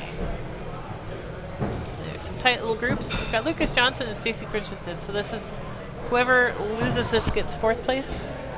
Whoever wins this moves up into the And then it's for 3rd place. and then we're playing for 3rd place. So Top of the B will be the next round. Next match. the next match is top of the B. Okay, so we're 15-16, Stacy Christiansen. If you've never watched this before, so Stacy is on the right, Lucas Johnson is on the left.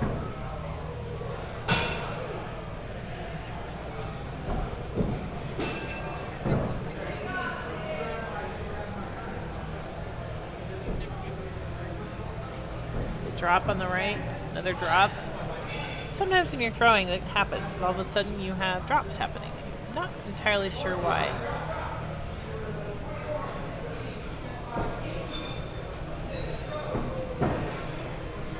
Go ahead and switch sides.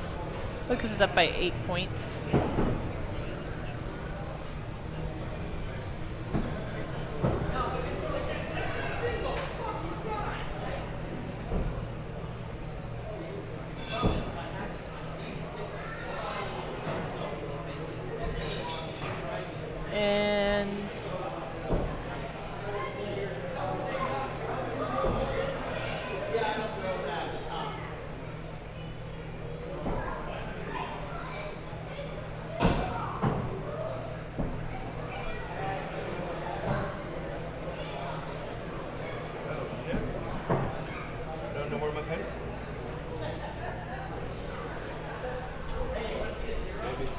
Oh, did I carry it downstairs with me?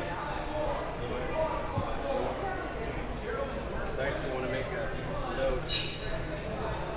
Okay. 31-36, Lucas Johnson.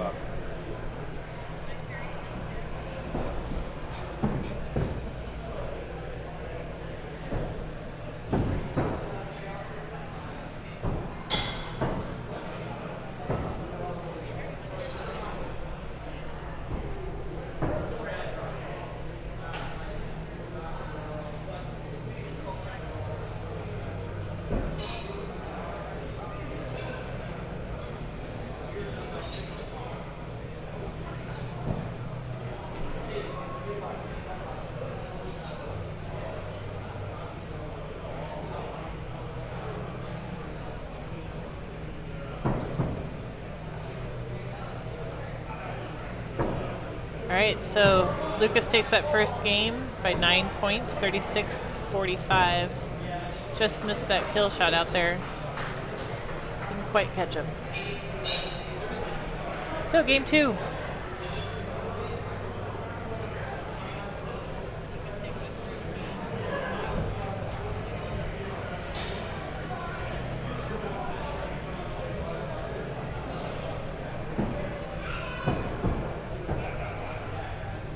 What is this?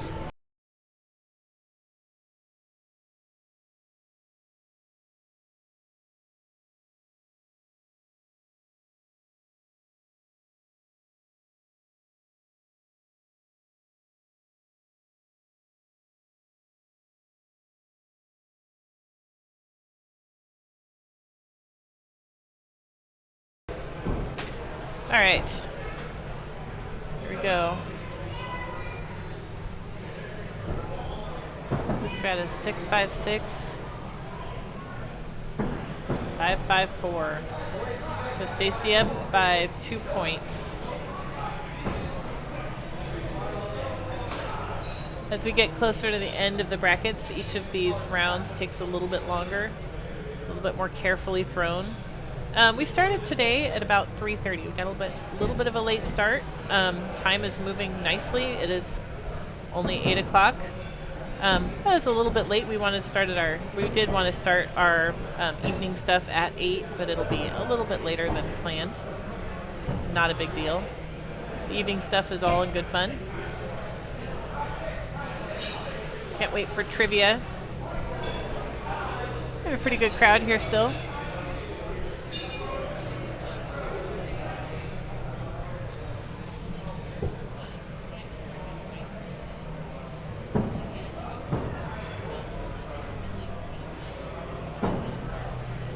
All right. So 27-25 going into throw 6.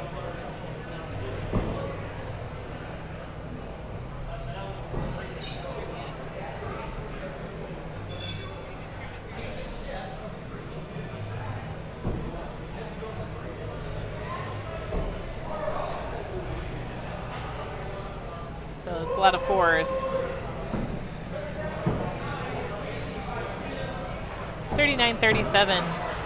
2 more throws in the game.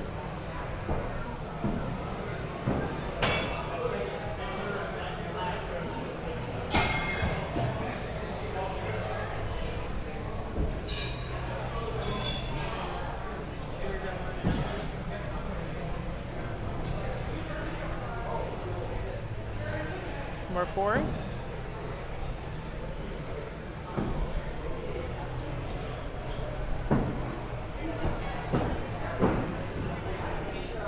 The drop.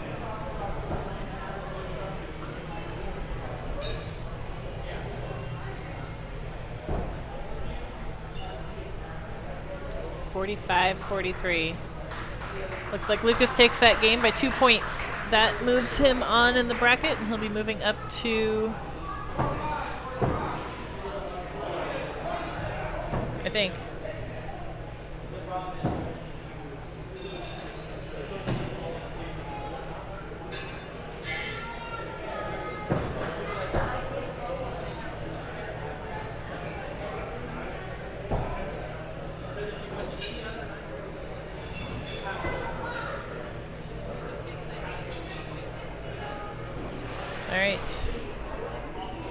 Lucas Lane Johnson moves up.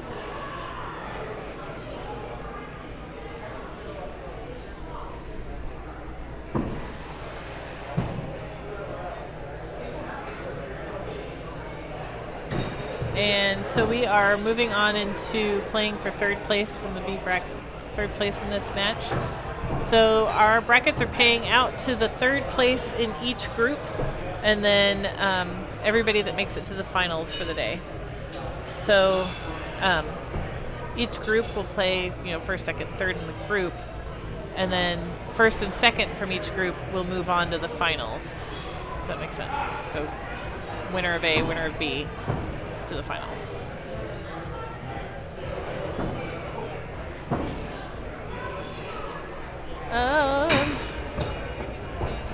I think we are doing some hashing things out. Our next match should be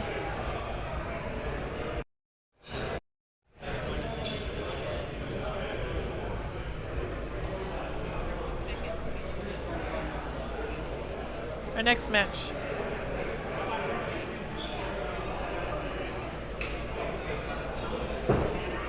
Our next match should be Tom Antonello and Lucas Johnson.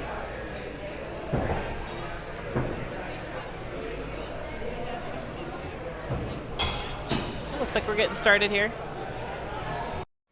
That's 2 of 3.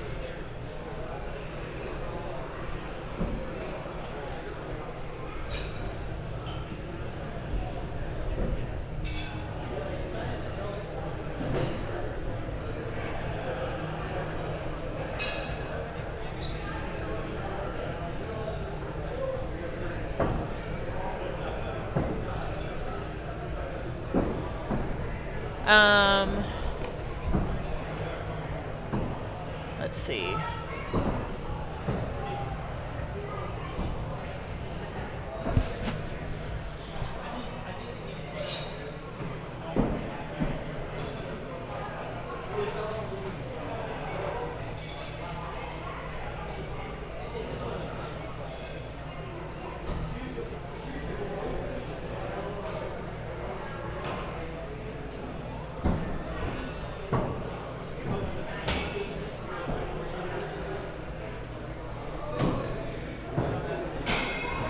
Okay, so 15-14 after the first 3 throws. Lucas up by 1 point.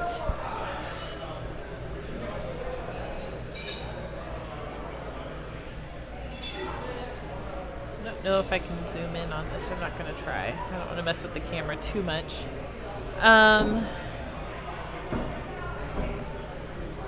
Looks like it could be a 6 and a 4.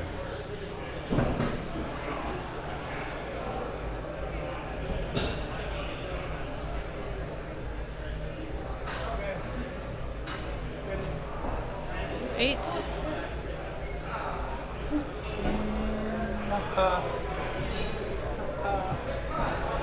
11. So 26-22. Lucas is up by 4 points at the turn. Looking pretty close. Looking to see. Might need a second. I think he's gonna call for a second. Go Shane. Oh.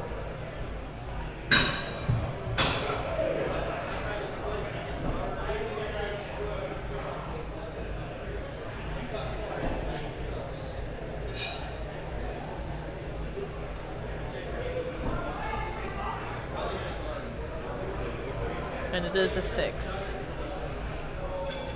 Okay.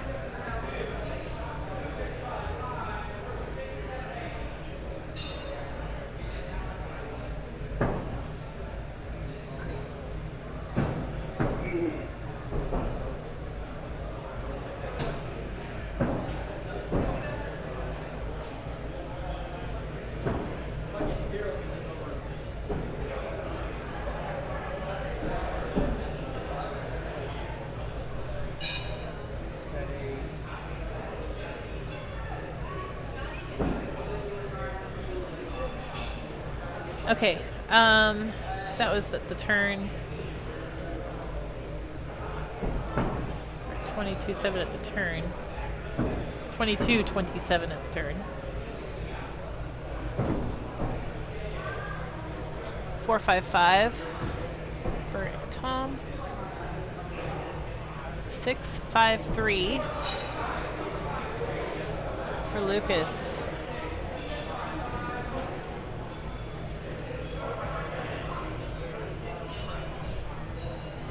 So 36-41. 2 points left in the 2 throws left in the game.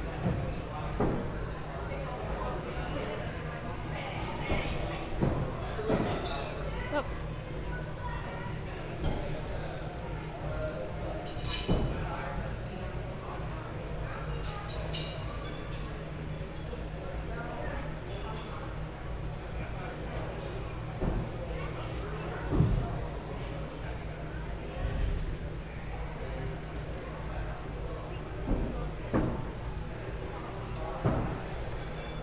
So you guys probably can't see it, but I have a green line down the middle of my screen.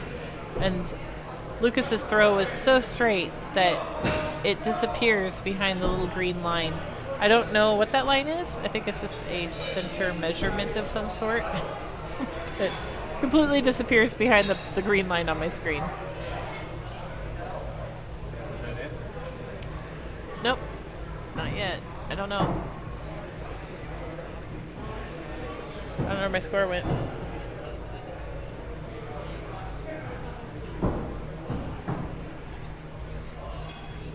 I didn't touch anything.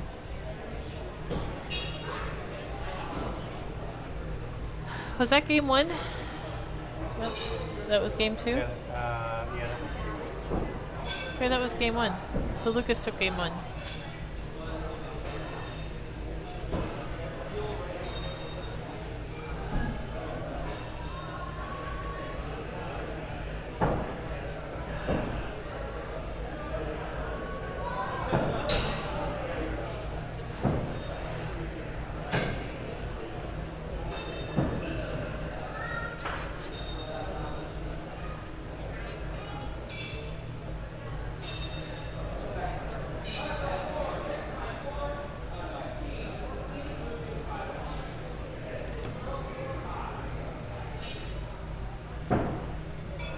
All right, 14-15.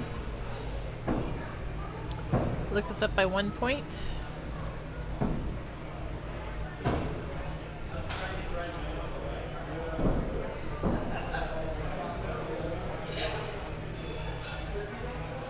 Our judge, David Reagan, being very careful.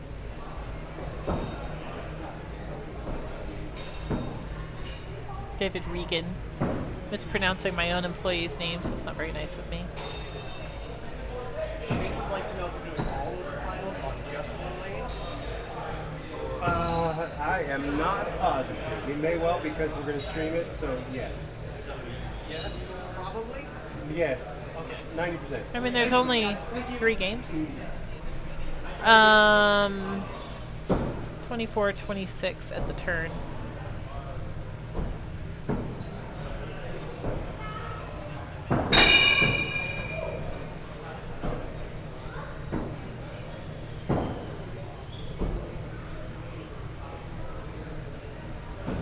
So we're up by 3 points, and after that throw.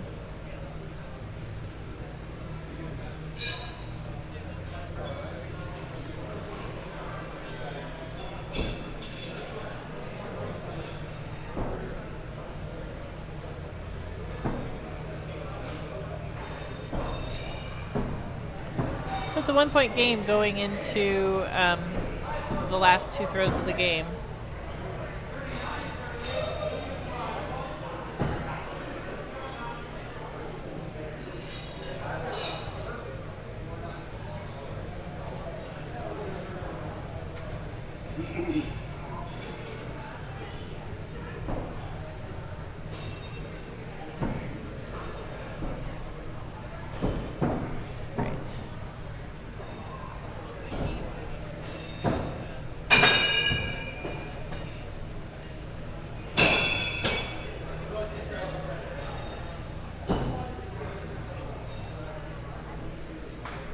Right.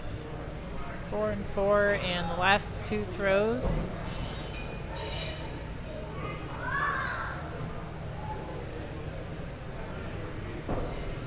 3.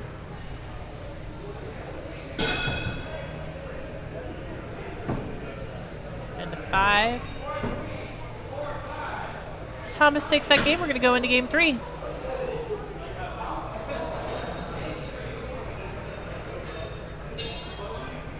right, game 3. 1-1.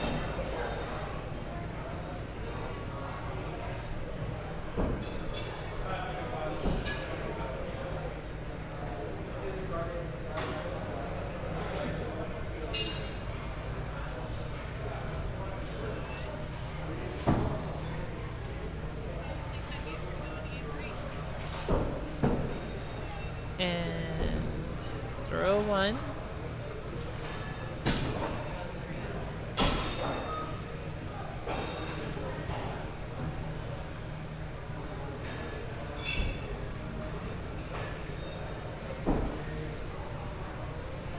So 2 different types of throwers here. We have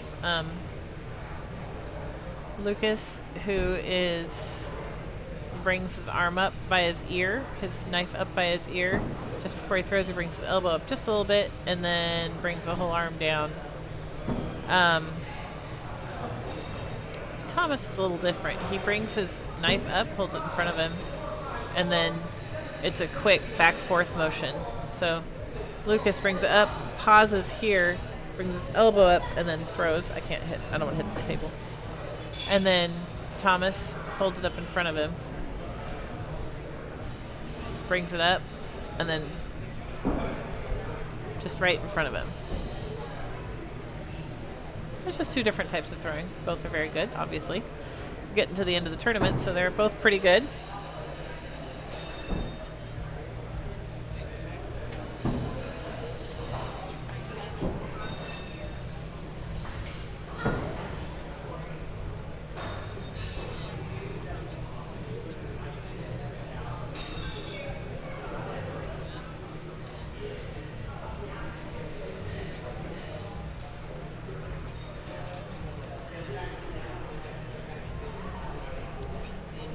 Ooh, Lucas.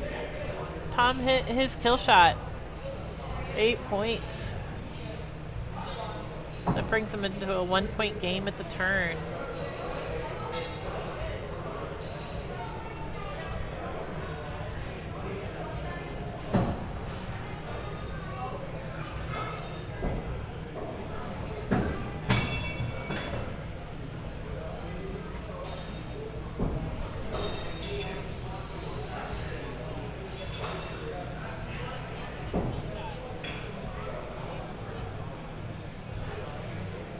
Five for Thomas. And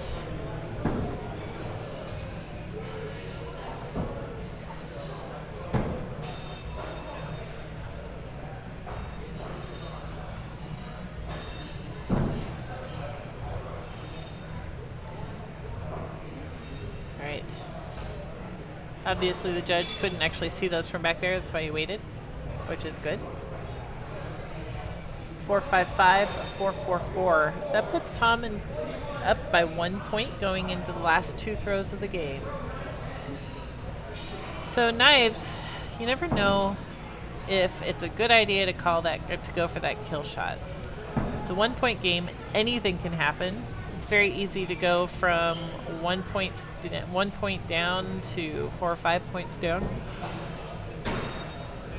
or more with the drop.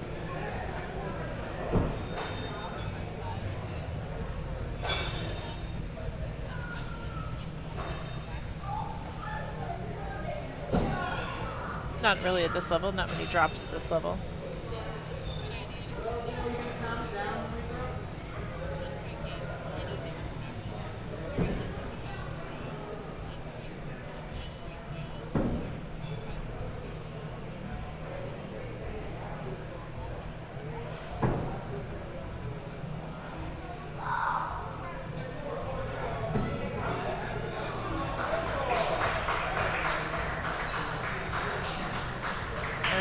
So, looks like Tom takes that game. He's moving on to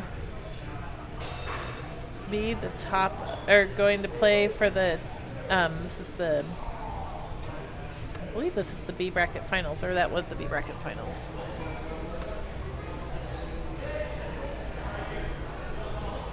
That was the B bracket finals, so I believe he is moving on to the actual finals.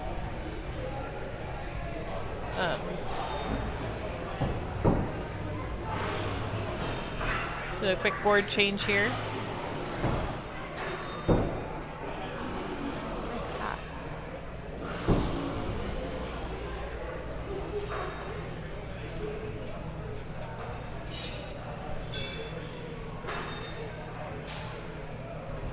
Flipperoonie on the boards.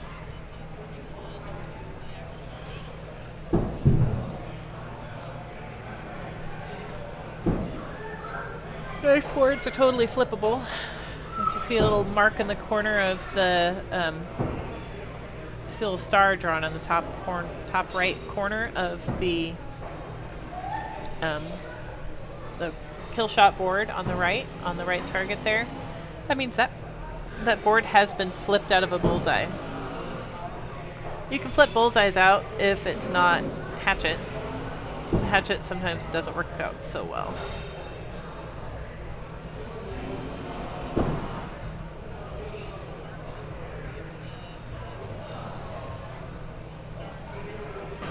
This is Jordan's favorite job, wetting the boards down.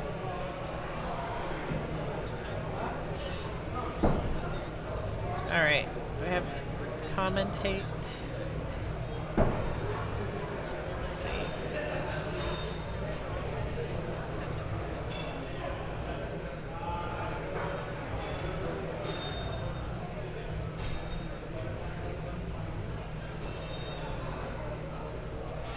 All right.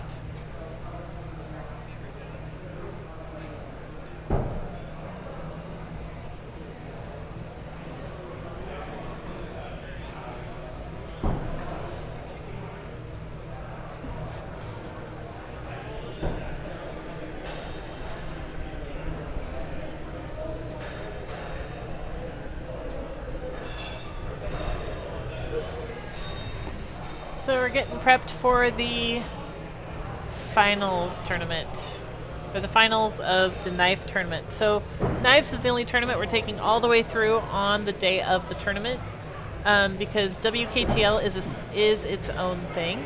So our WKTL tournament is its own thing. We do appreciate everybody that came out today so far. It's been fun. Got a lot of kids here. Hopefully we get kids signed up for the tournament. The kids tournament on Sunday is free. We do need to have people signed up ahead of time. So those are a few things to remember. I think I can make a couple announcements. You guys are going to get this. Hopefully I don't have any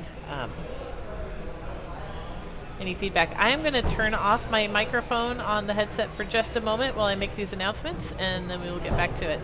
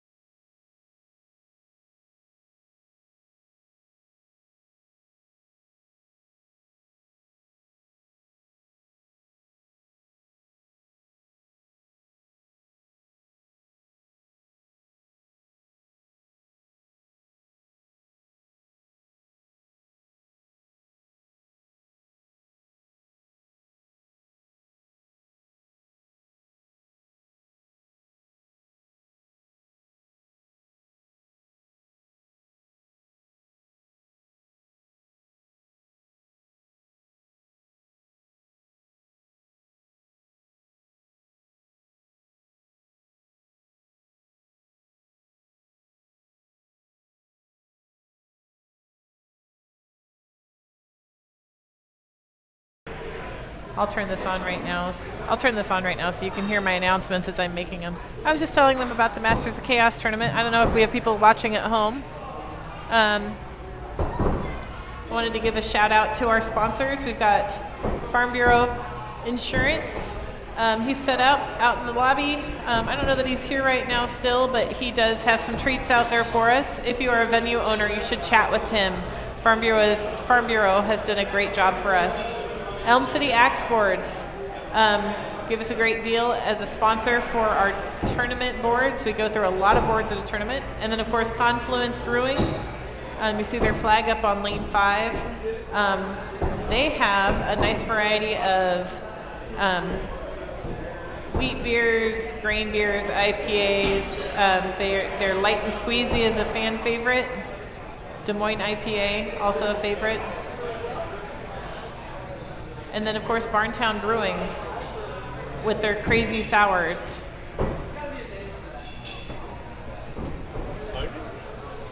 What am I looking for? Oh, the Pencil. pencil. I don't know that it was on there when I walked down. Well, I got radar.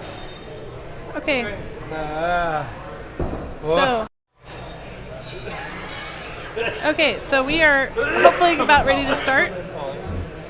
And Scott's getting ready to call the first games. Oh. Okay. And Let's go. are you okay? Just hanging out? All right, I'm going to sit back down here. So our first games, did we have our bracket put together? Yeah, but. Oh my gosh. Oh, that's because this is off. That's why. All right. Oh no. Our internet just went down. Parts of our internet went down. So we're going to figure out what's going on here.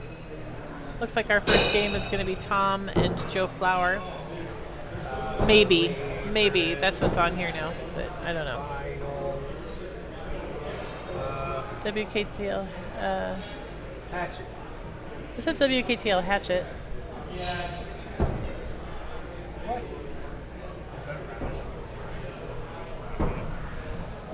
Yes.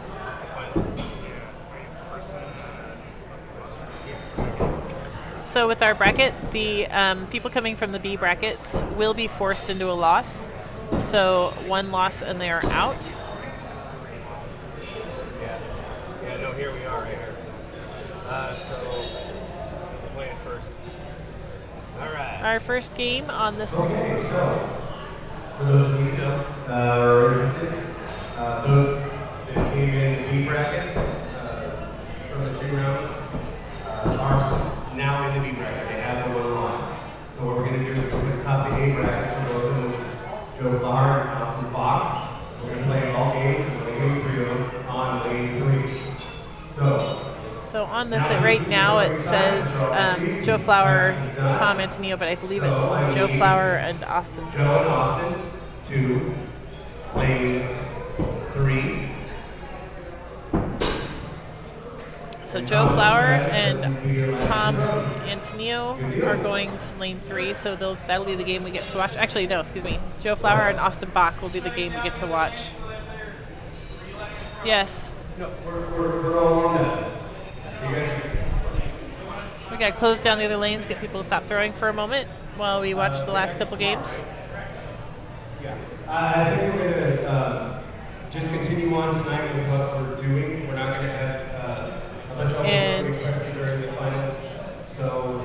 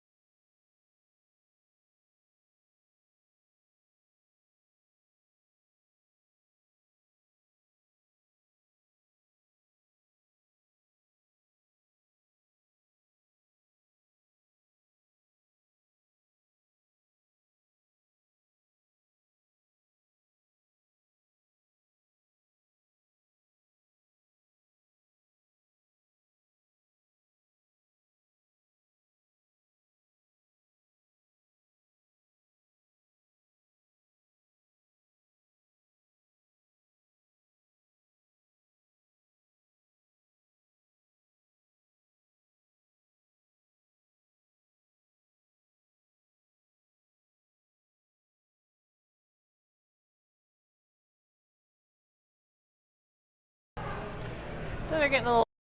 So Joe throws out of Des Moines. Our venue right here came in, and he specifically came in to start throwing knives. He throws hatchet. He's very good at hatchet as well. Austin Bach owns Lumberjacks Axe Throwing up in Michigan. He has actually been down here for Marathon League before, so we appreciate for a knife marathon. So he has actually been down to throw with us. I think more than once. I didn't realize he was all the way from Michigan when he came down the first time. I thought he was just coming from Sioux City or something. All right, looks like we're about to get started. Let's go, Joe. And Go, go. let's see what we got going here.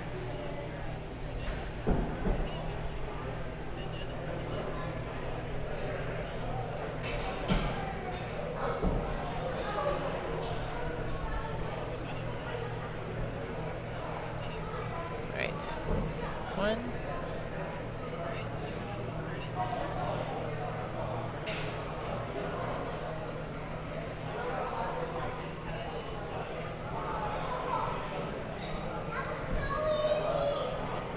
Looks like it's a close one. We gotta get a flashlight in there. 665 and a 445. So Joe starts that first throw out strong.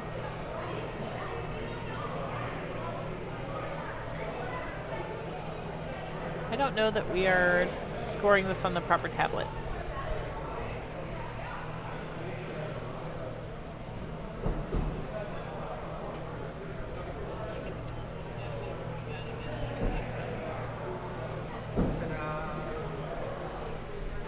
This is on the wrong tablet. What's on the wrong tab? Scores.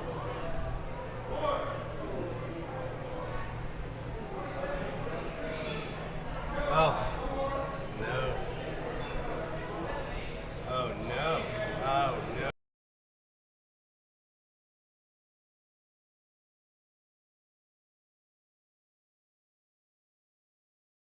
Okay. To anything. I need to be using tablet too.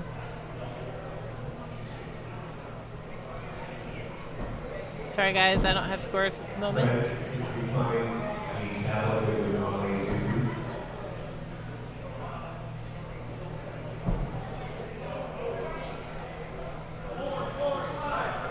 Actually, I think you should always go to the first one.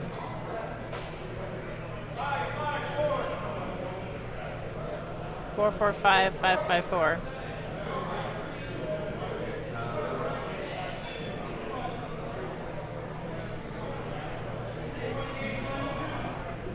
Okay, I got scores. Joe is up by 3 points. Going in. No, I think I need him up here because we started a whole new bracket, and so it streams with another code. Okay. So I think we need to code. Trying to think of the updated code in this trade. All right, so coming up on the end of this final throw.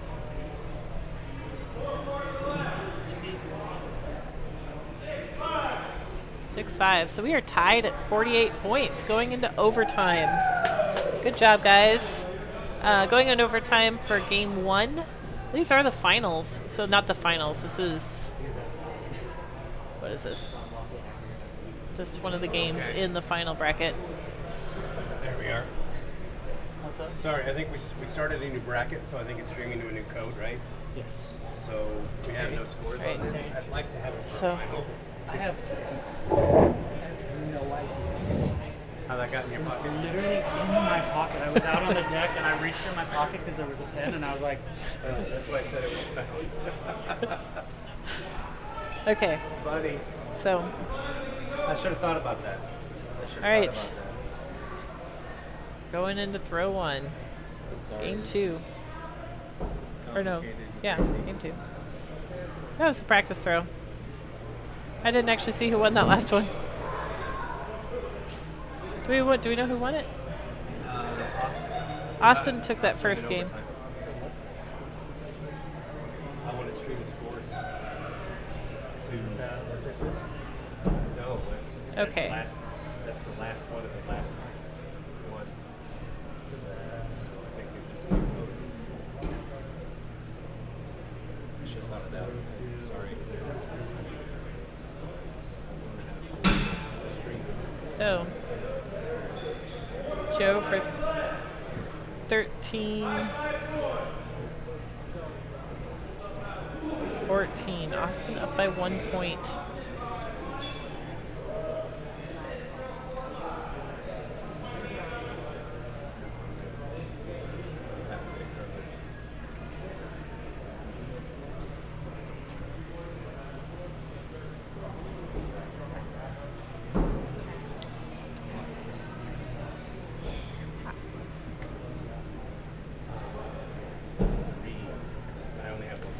All right, so turn of the sides. We've got 25-22, Austin.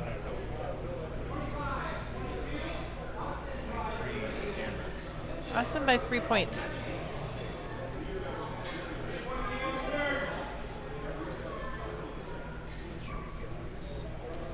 So Joe is a very metered thrower. He takes his time.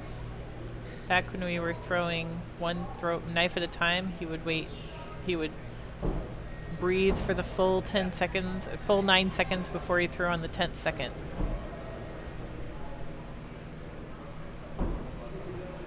Goes a little faster now because he has to.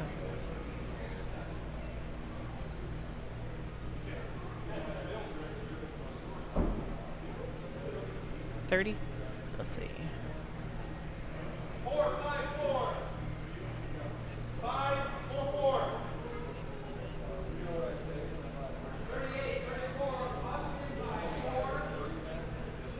38-34. That's all the sides that come there.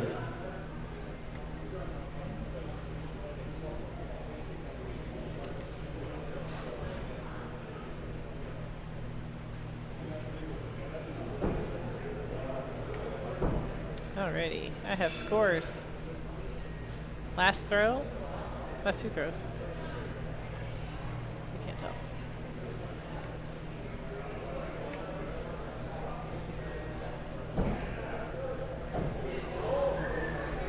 Alrighty. There's a 37-45. So Joe hits his kill shot. Oh, Austin hit his kill shot. 45-45, going into overtime on game two. This is what we like to see at in the final bracket. We like to see overtime. Nice. Austin's here with his baby. I've gotten to play with the baby a little bit.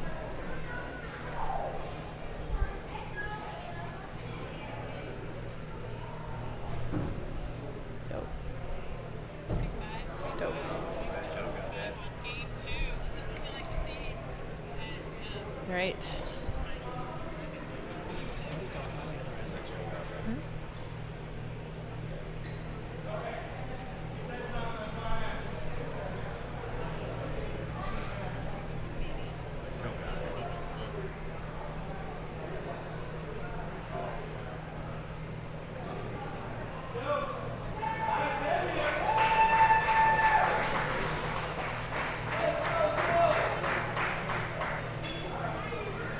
Joe takes game two, and here we go to game three. I have to laugh, those little measurement tapes that we have. Those are wound measurement tapes that Ben McDonald gave to us at the U.S. Open. He gave us a stack of them at the U.S. Open 2019, and we still have them. I think that's what he was using to measure. I can't really tell from here.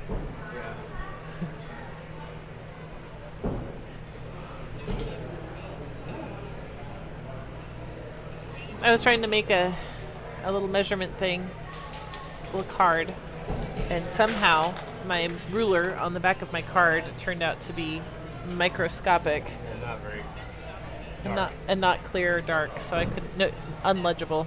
illegible.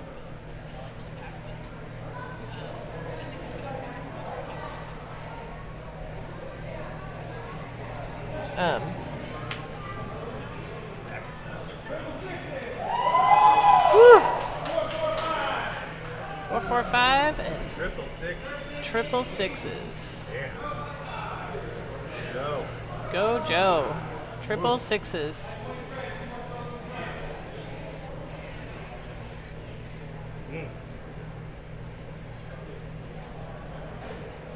Going for world right now. I was trying to make that. No joke. All right. Joe's turned it on.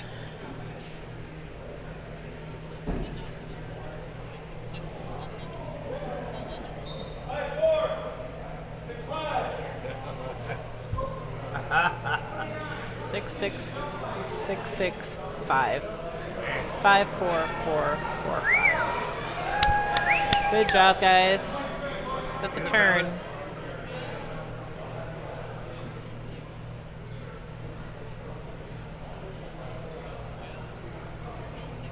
All right, here we go.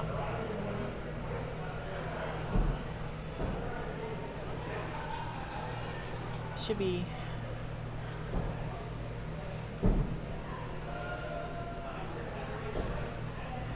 live streaming the match on the big screen tomorrow. We finally got this going. 4, 4, 5, 5, 5, 3. 42-35 going into throw 9. Joe's up by 7 points. Up by 7 points. Hard to make back. However, I have seen Austin hit a kill shot, so Oh, yeah. I've seen Joe hit kill shots too, though. Right. Joe's going to go middle, though. Just going to keep the first guy. Mm.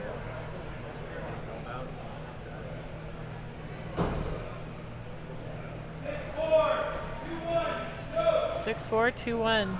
Joe takes that game. 52-38. Good job, guys. Nice.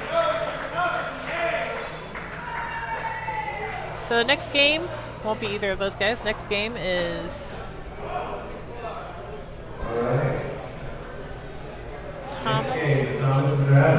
Thomas Antonello and Travis Blank. Travis Blank. Travis Blank won the U.S. Open last year.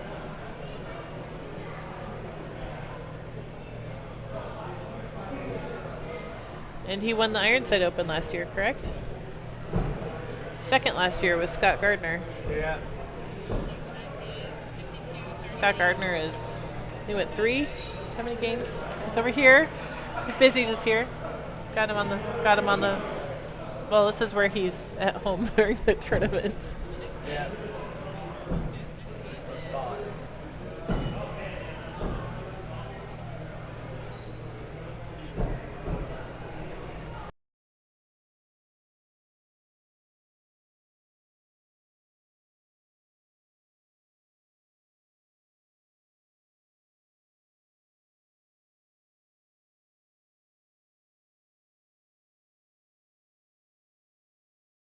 Throw 1. I think we got throw 1. Yep. 2, 3.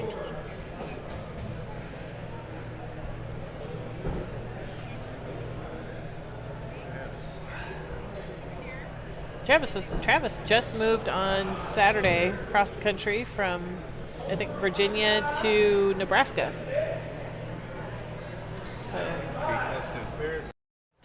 yes, to be close to his parents, and because he just retired out of the military. So,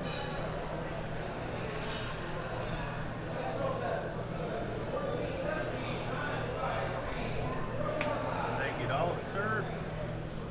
Sure. we got 4, 5, 5, 6, 6, 5, This is B bracket, correct? Top of the B. This is the top of the B brackets. So Well, not top. whoever loses this is out. This is for 4th place. So if either of these guys lose a match, they are done. So 27-25 Thomas.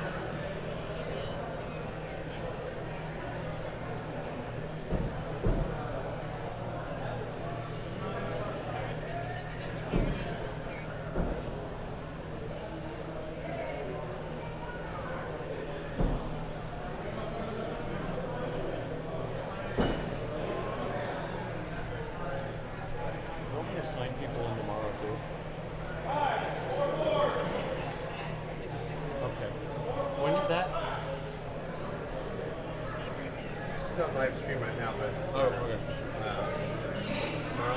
gonna be early. Like I heard it was like sign-ins at 9, so we can probably be here like We'll be earlier before than that. 9. 8. So it's like a school day on Saturday. It's like a school day. A little earlier. It's like the school day next year. A late night. I can do it. That's what we do. I've done more with less sleep. Once a year, everybody comes to our house. All right, 49, 43. One more throw from Travis, and Oh, Travis, what'd you do? I don't know. I can't tell. 5-4, 5-4. 2 points. So we've got another game. Ooh, did somebody walk into it? Yeah. Bouncy. Got a list.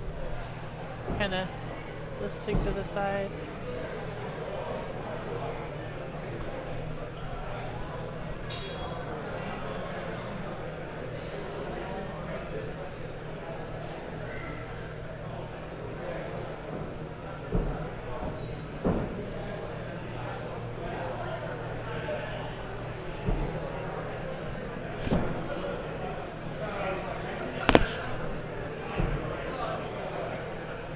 Six, 6, 6.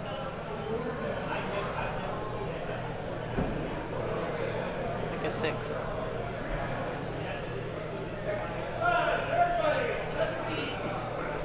Uh, 6, 6, 5 for both. So 17, 17.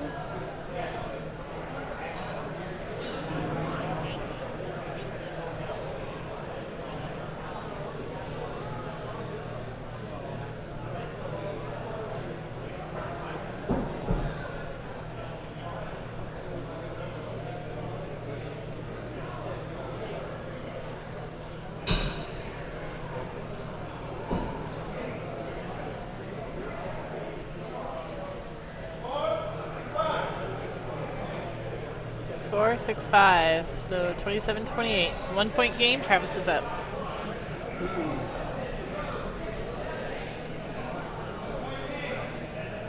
All right.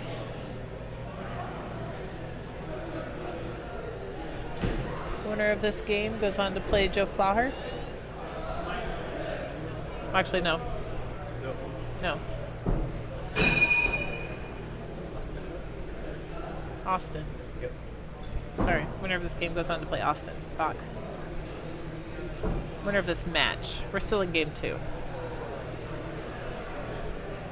Travis is up by 1 point. Oh wait, maybe not.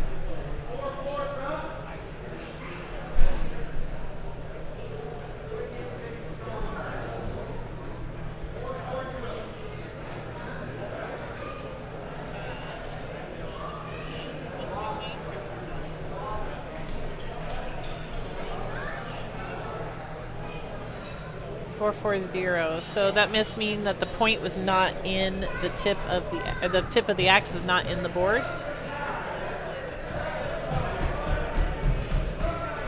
So.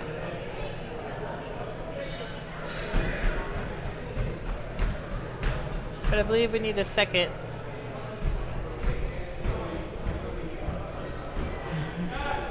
Yeah.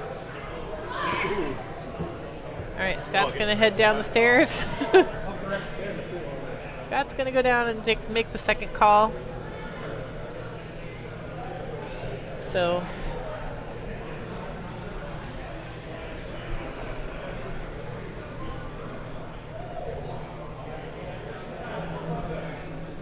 we're coming to you live tonight from Ironside Axe Club in West Des Moines, Iowa. Waiting for the second call to come up.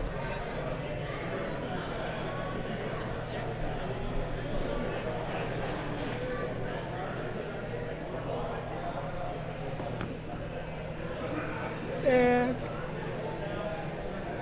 we will not be going live for our Masters of Chaos tournament. Sorry, folks.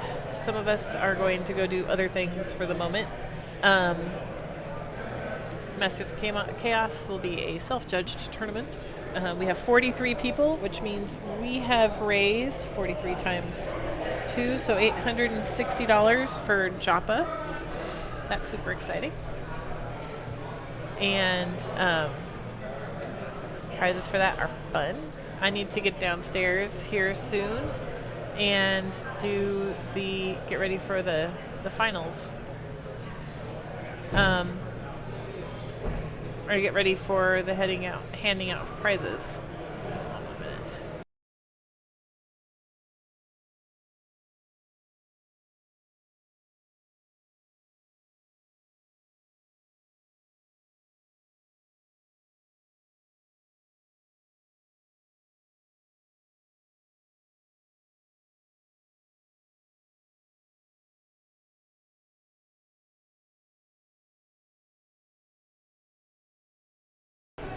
Okay, for those that are watching at home, the reason I had to go down there was so he's throwing the kind of a modified thin down,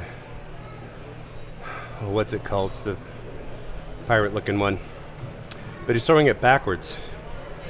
So right now the blade is towards him, the what you would call the sharpened part of a blade, and the tip is closer to him. And so when he threw it in, he threw the top of the edge in, but the tip was outside of the wood. So with the tip, I could clearly see the blade coming up, rounding that point, because the points actually on his are sort of rounded. It was rounding it and then going back down into the wood. So with the angle, he basically threw the back edge of the blade into the board with the point sticking out. So unfortunately didn't get points for that. So yeah, that was quite the unfortunate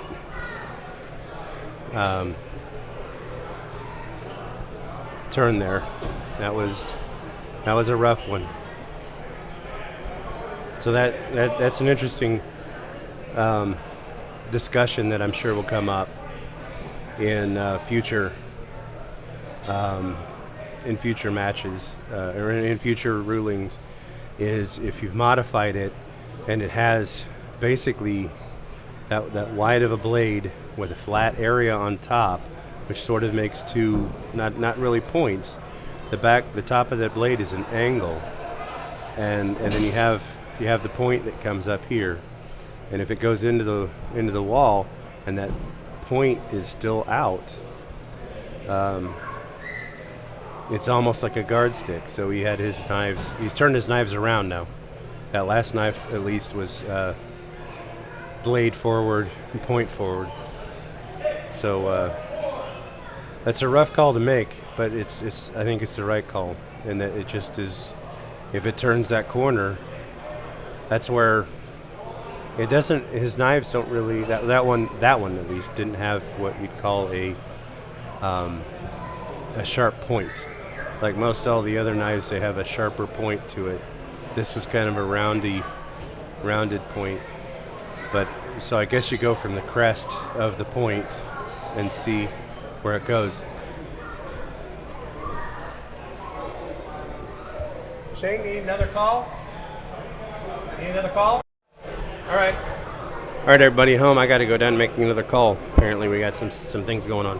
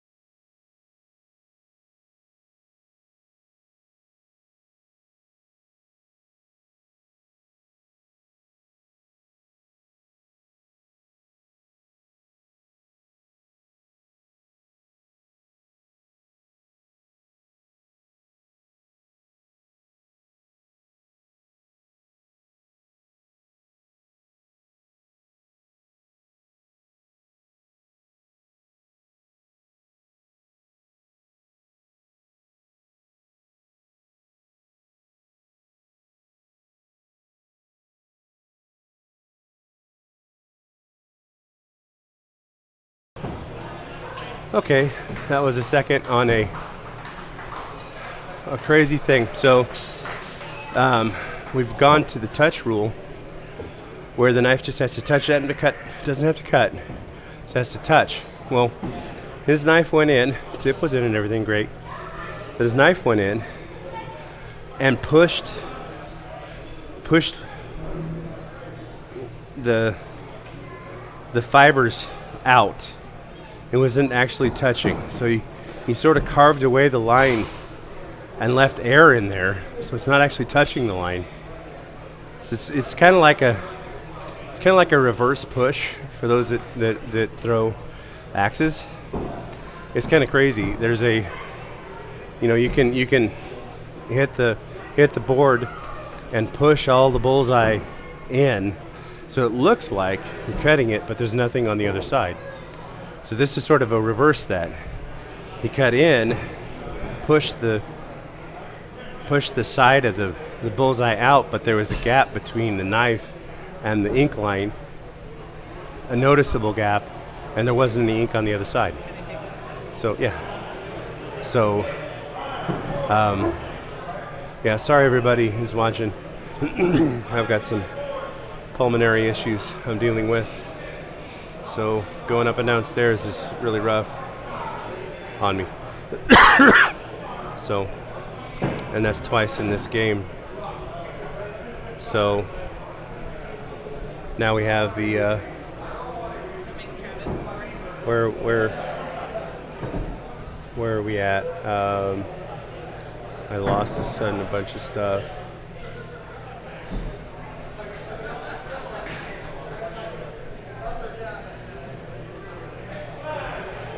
Yeah, so it looks like Travis, or looks like Thomas still took it. Wow, that was fast. We just went right into the next thing.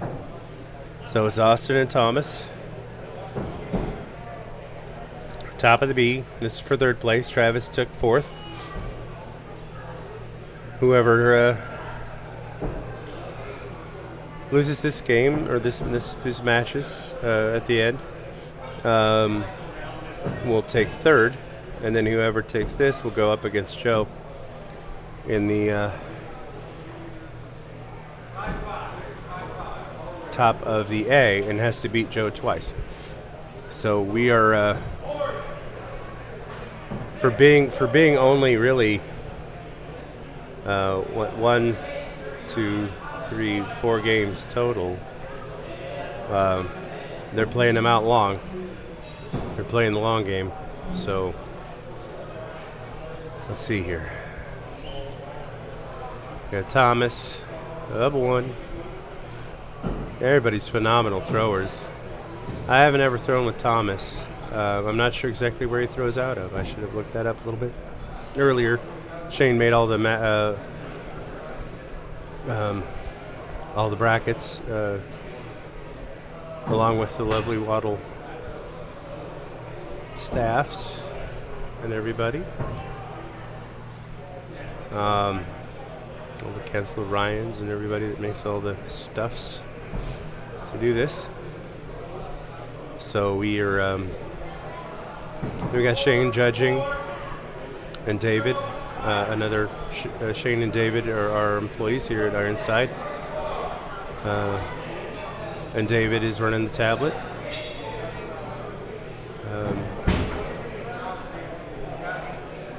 So first match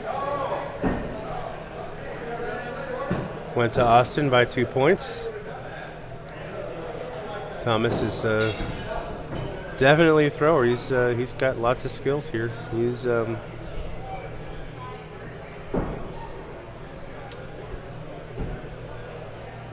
definitely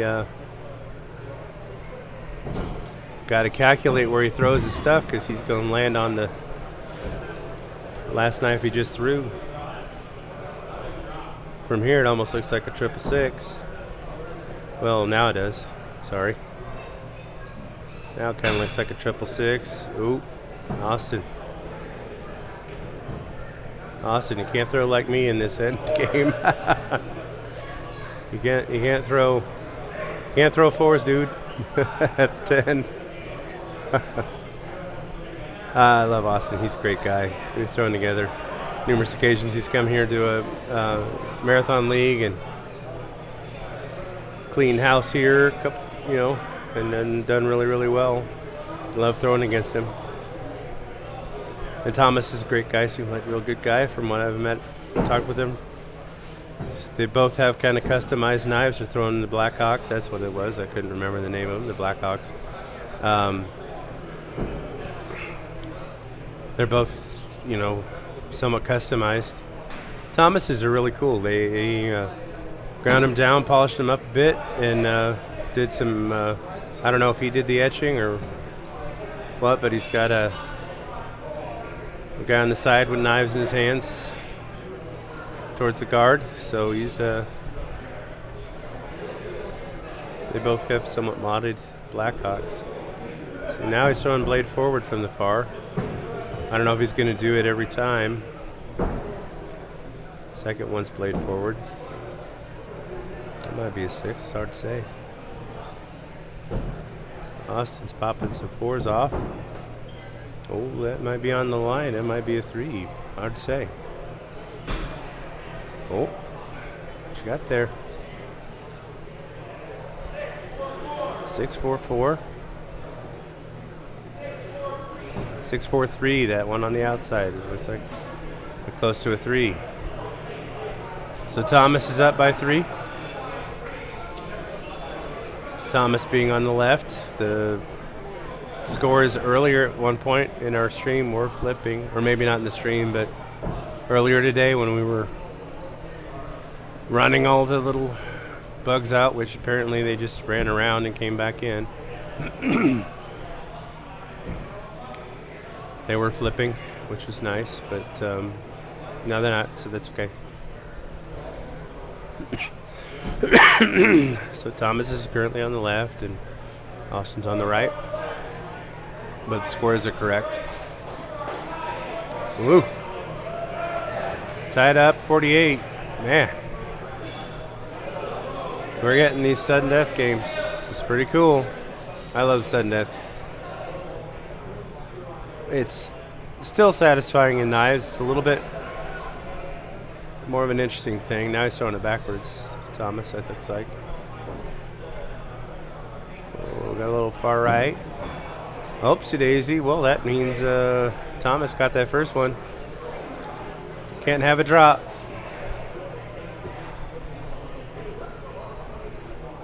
Oh, they're having a conversation. Not sure about what.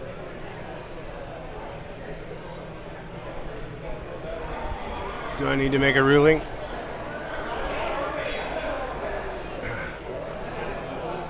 Oh, we're in 3. Third round.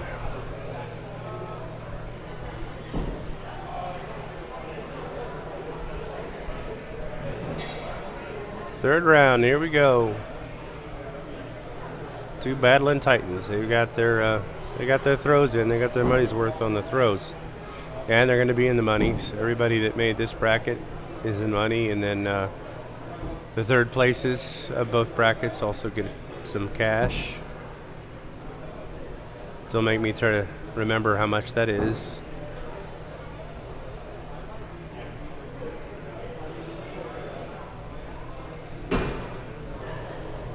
But I think we're actually going down to 4th place. I think. Not sure. We may be going down to 4th in each bracket, which means 8 players in the money, but I can't remember.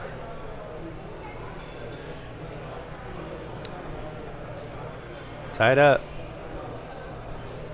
They're going to battle it out. They're going to slug it out to the end. They are accurate. And in this game, it's hard to be accurate and keep your knives in the board. Because once you start putting a knife in the spot you want to throw, the next knife wants to go right behind it. And we're getting some broken parts. Every once in a while, one of the guards just pops off. Now, hopefully next year when Ironside knives get approved, which hopefully they will be, we have knives already out, waiting on the next batch of approvals. It should not be this year from what I understand, but looks like maybe next year. We have some that will definitely never break. The guards are very integral, meaning they don't stick out like that. They stick out to 4 inches, but they curve in, more like a mountain peak instead of a tall pillar. So there's no weak spot in our guards that can pop. So we even had one earlier, one of the new, the high-end knives, one of the guards popped off of it. I think Mac was throwing it, and it popped off. But that's the thing about knives. Anything metal you throw down range and you throw something else metal at it, you're asking for one of them to give way. So it is part of the sport, but I'm pretty sure a good deal of our knives are minimalized in that fashion. They're not. I've been doing this a long time, and design-wise, I have it down to where it's to where there's no real stress line that you can create in a lot of them. Matter of fact, if you look really close at our Ironside Axe Club Welcome to Eatonheim banner over on the right, I actually put 4 of our knives, the same knife, that has an integral, very integral part. But if you can, I know you can't see my cursor, but nice, Austin, 50 to 44, solid. You did not. You have to work for every inch, every little bit. It's a millimeters game right now, guys.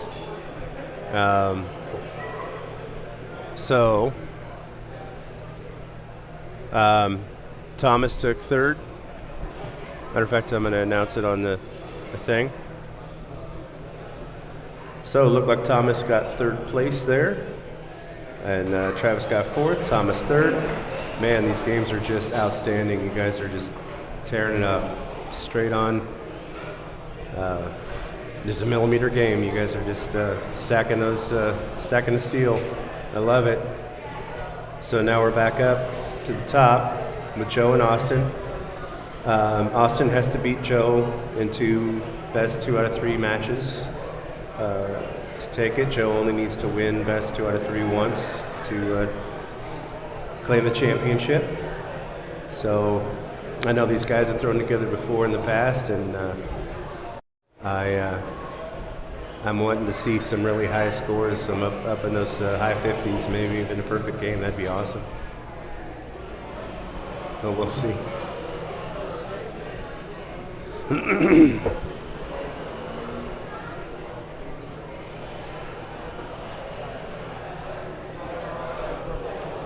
So I've got some board maintenance, a little bit of board maintenance, and then we're gonna get on the finals here.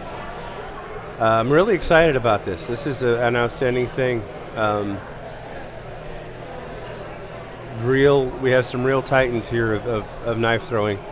Basically, everybody that's here that's throwing knives really well also throws axes super well too. So it's there's no guarantees, especially in knife throwing.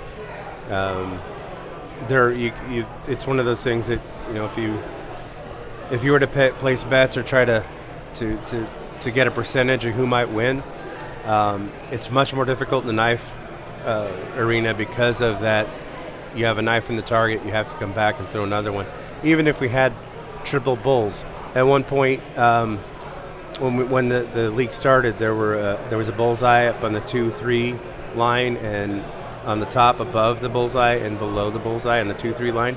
It's basically the 2-3 line would come around, and then the bullseye would intersect it.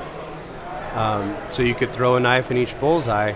Well, even at that point, that was a little bit iffy as far as whether or not you'd actually get the bullseye, no matter how accurate you were. And a lot of times they just ignored those bullseyes. We had that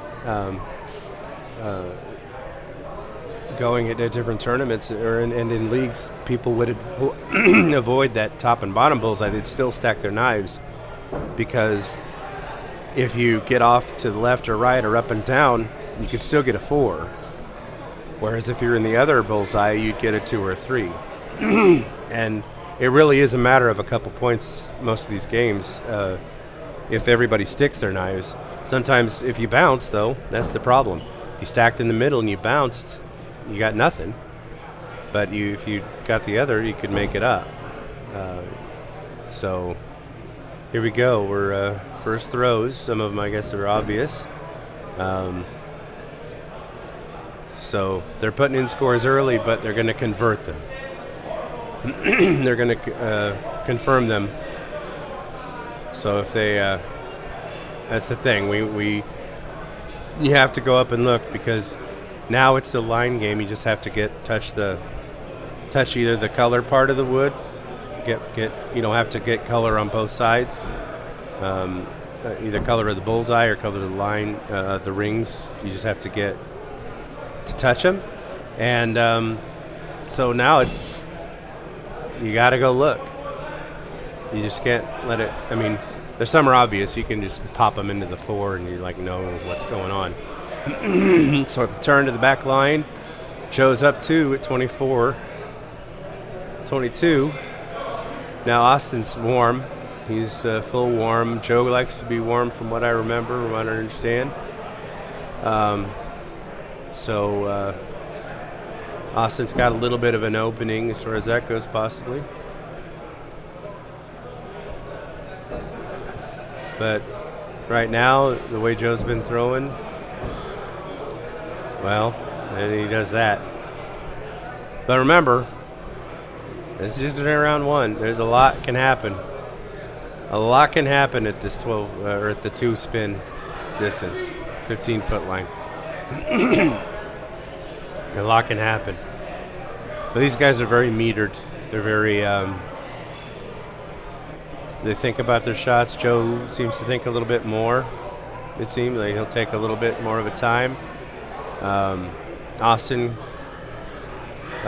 throws like a lot of the other really good throwers too. That he'll cock back that hand and then launch like a catapult. Just kind of brings it back, sets and launches. Joe's kind of a bring it forward, get ready, and go.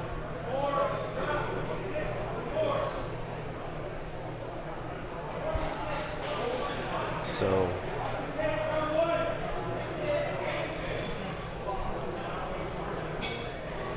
but this is definitely not the first time they've played at knives, so they know each other, and they like their stuff.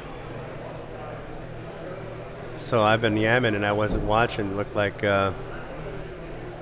Austin took that first one. Joe got a drop and a 3. So Austin took it by 5. So if Joe would have gotten something better than a 3 and stuck that last drop, that's what I mean by drop. You can't just you can't have a drop at this level. If you bounce something off of your other knife, it's rough to get back. And this is where you see that. So Austin took the first game.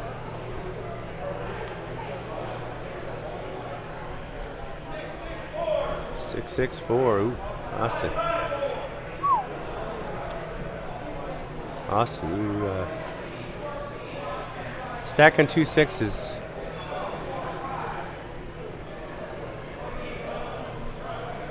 That's kind of why I like the touch rule. It's a little easier to call. Sometimes it's not as easy to call. Like that last one, I had to go down and call. And that's where, when you do seconds, that's one thing I'd like to talk about a little bit, those that are watching. The second call, you can't call with emotion. You have to call the way you'd call everybody. And call it even. If you have to look at it for a really long time, it's probably not good. That's the way I work my calls. If I have to look a long time and try to justify the extra point, I generally won't give the extra point. I mean, there's a point where you're trying to make up reasons why. And, I take it seriously and I don't call things quick and easy. I will look at it and I'll try to call. Oh man, that was a drop on Austin's side.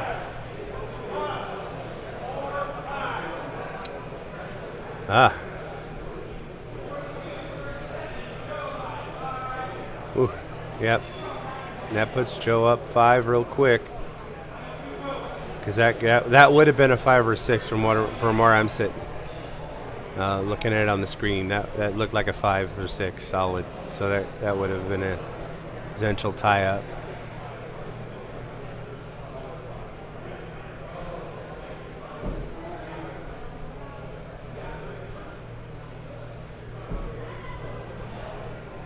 Well, I don't know what Joe just did there.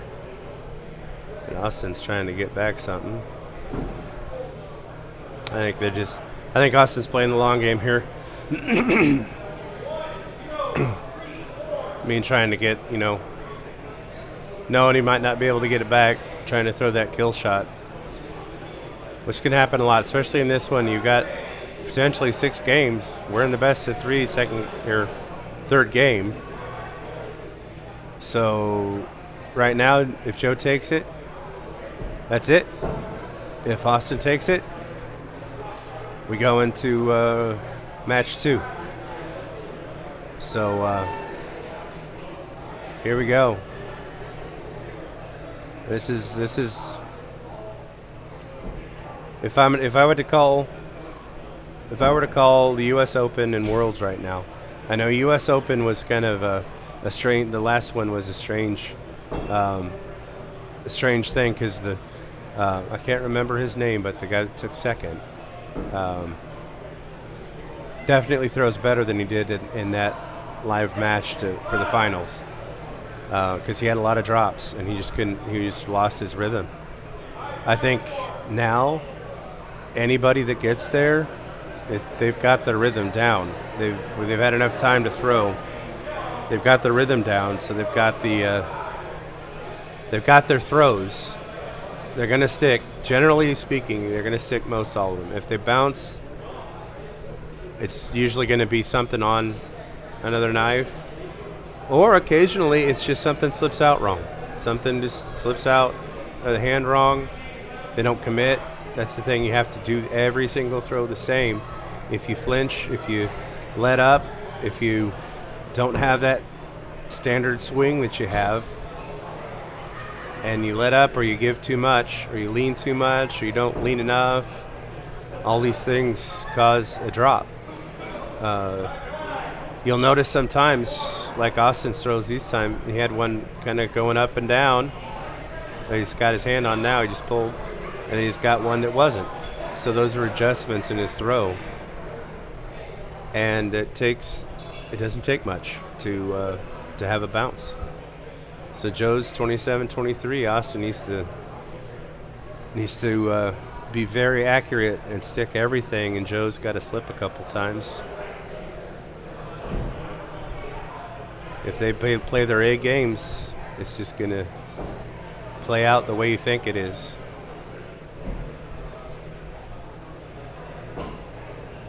Oh.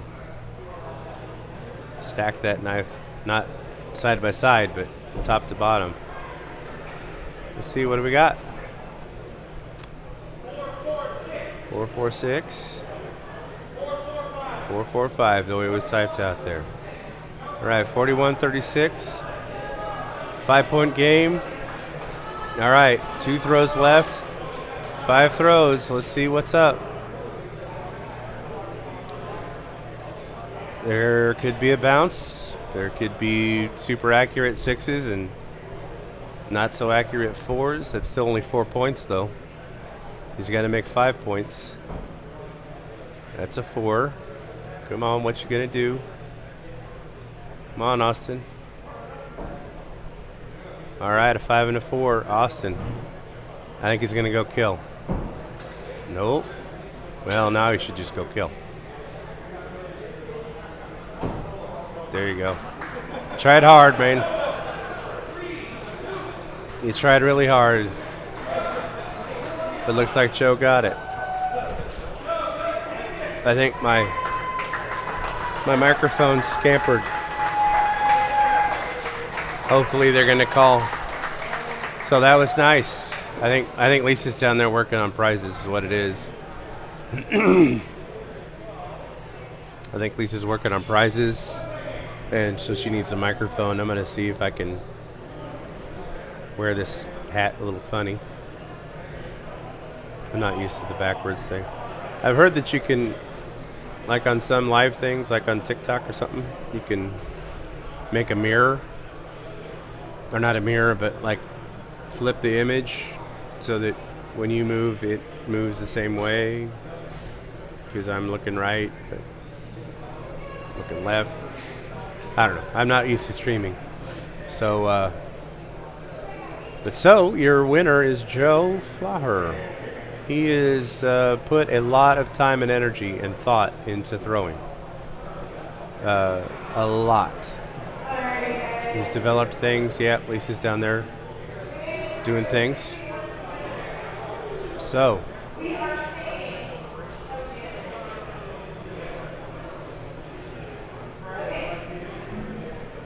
it's 9:20 here, it looks like. So we're running a little bit later. But these games are huge. Playing down to the third place in each group. So 6. Yeah, so 6 people. We're playing deep. Lucas Johnson's in some money.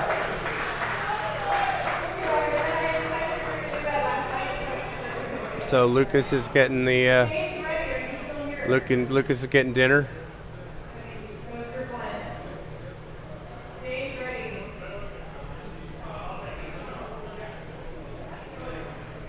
So Lucas Johnson, then we got a third, the other bracket, Axe Factor.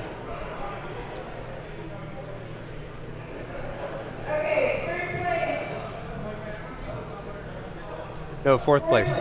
Fourth place, honey. Yep, she got it. Yeah, Travis.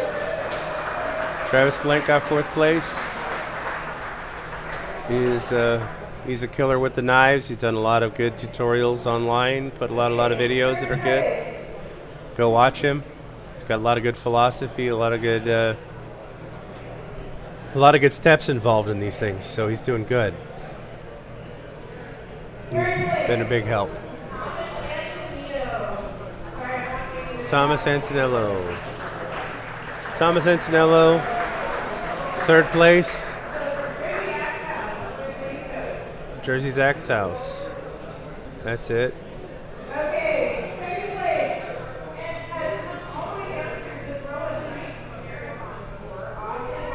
Austin Bach, he's the man. Super good.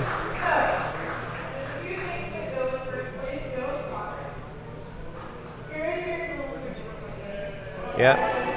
He's got the cash and he's got the plaque. And bid to Worlds, which I thought he already had. No, he's got a bid. Oh, there's a box. I can't see the box.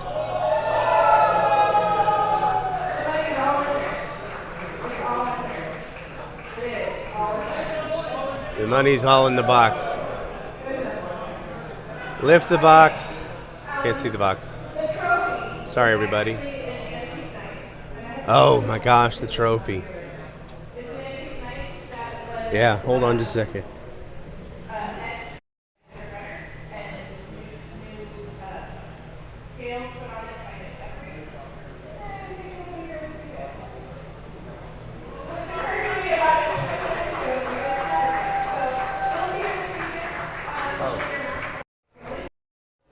The knife's going to be here this weekend, made by Jessica Renner. does great work. It'll be posted online on our Facebook, and it'll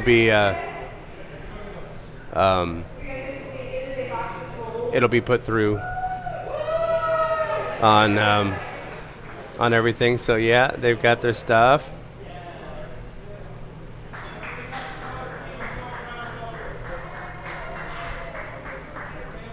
Yeah. So this group right here, I highly anticipate them being in the finals of the U.S. Open if they made it into the brackets. If they're in there, I think at least a couple of them are, and then I think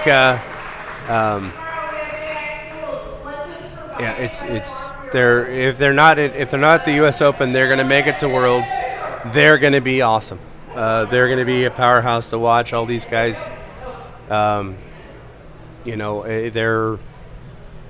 are phenomenal throwers. They throw under pressure. They throw. They all kind of have their game. That's and it all kind of revolves around a couple throws here and there that are good or bad, and then a couple bounces, possibly ricochets. But they're just that accurate. So I think we're going to end the stream, and we're going to end the stream. And yeah, thanks for watching. Sorry about all the technical difficulties. We're going to see if we can get all these smoothed out and get some good things going for the rest of the U.S. Open, or not? The Ironside Open. So keep watching. I think the next streams will probably be on the WATL page. This is for the knives, so WATL page is where we're going to be next. All right, everybody, have a lot of fun out there. Be safe. Have a good summer, and we'll see you tomorrow.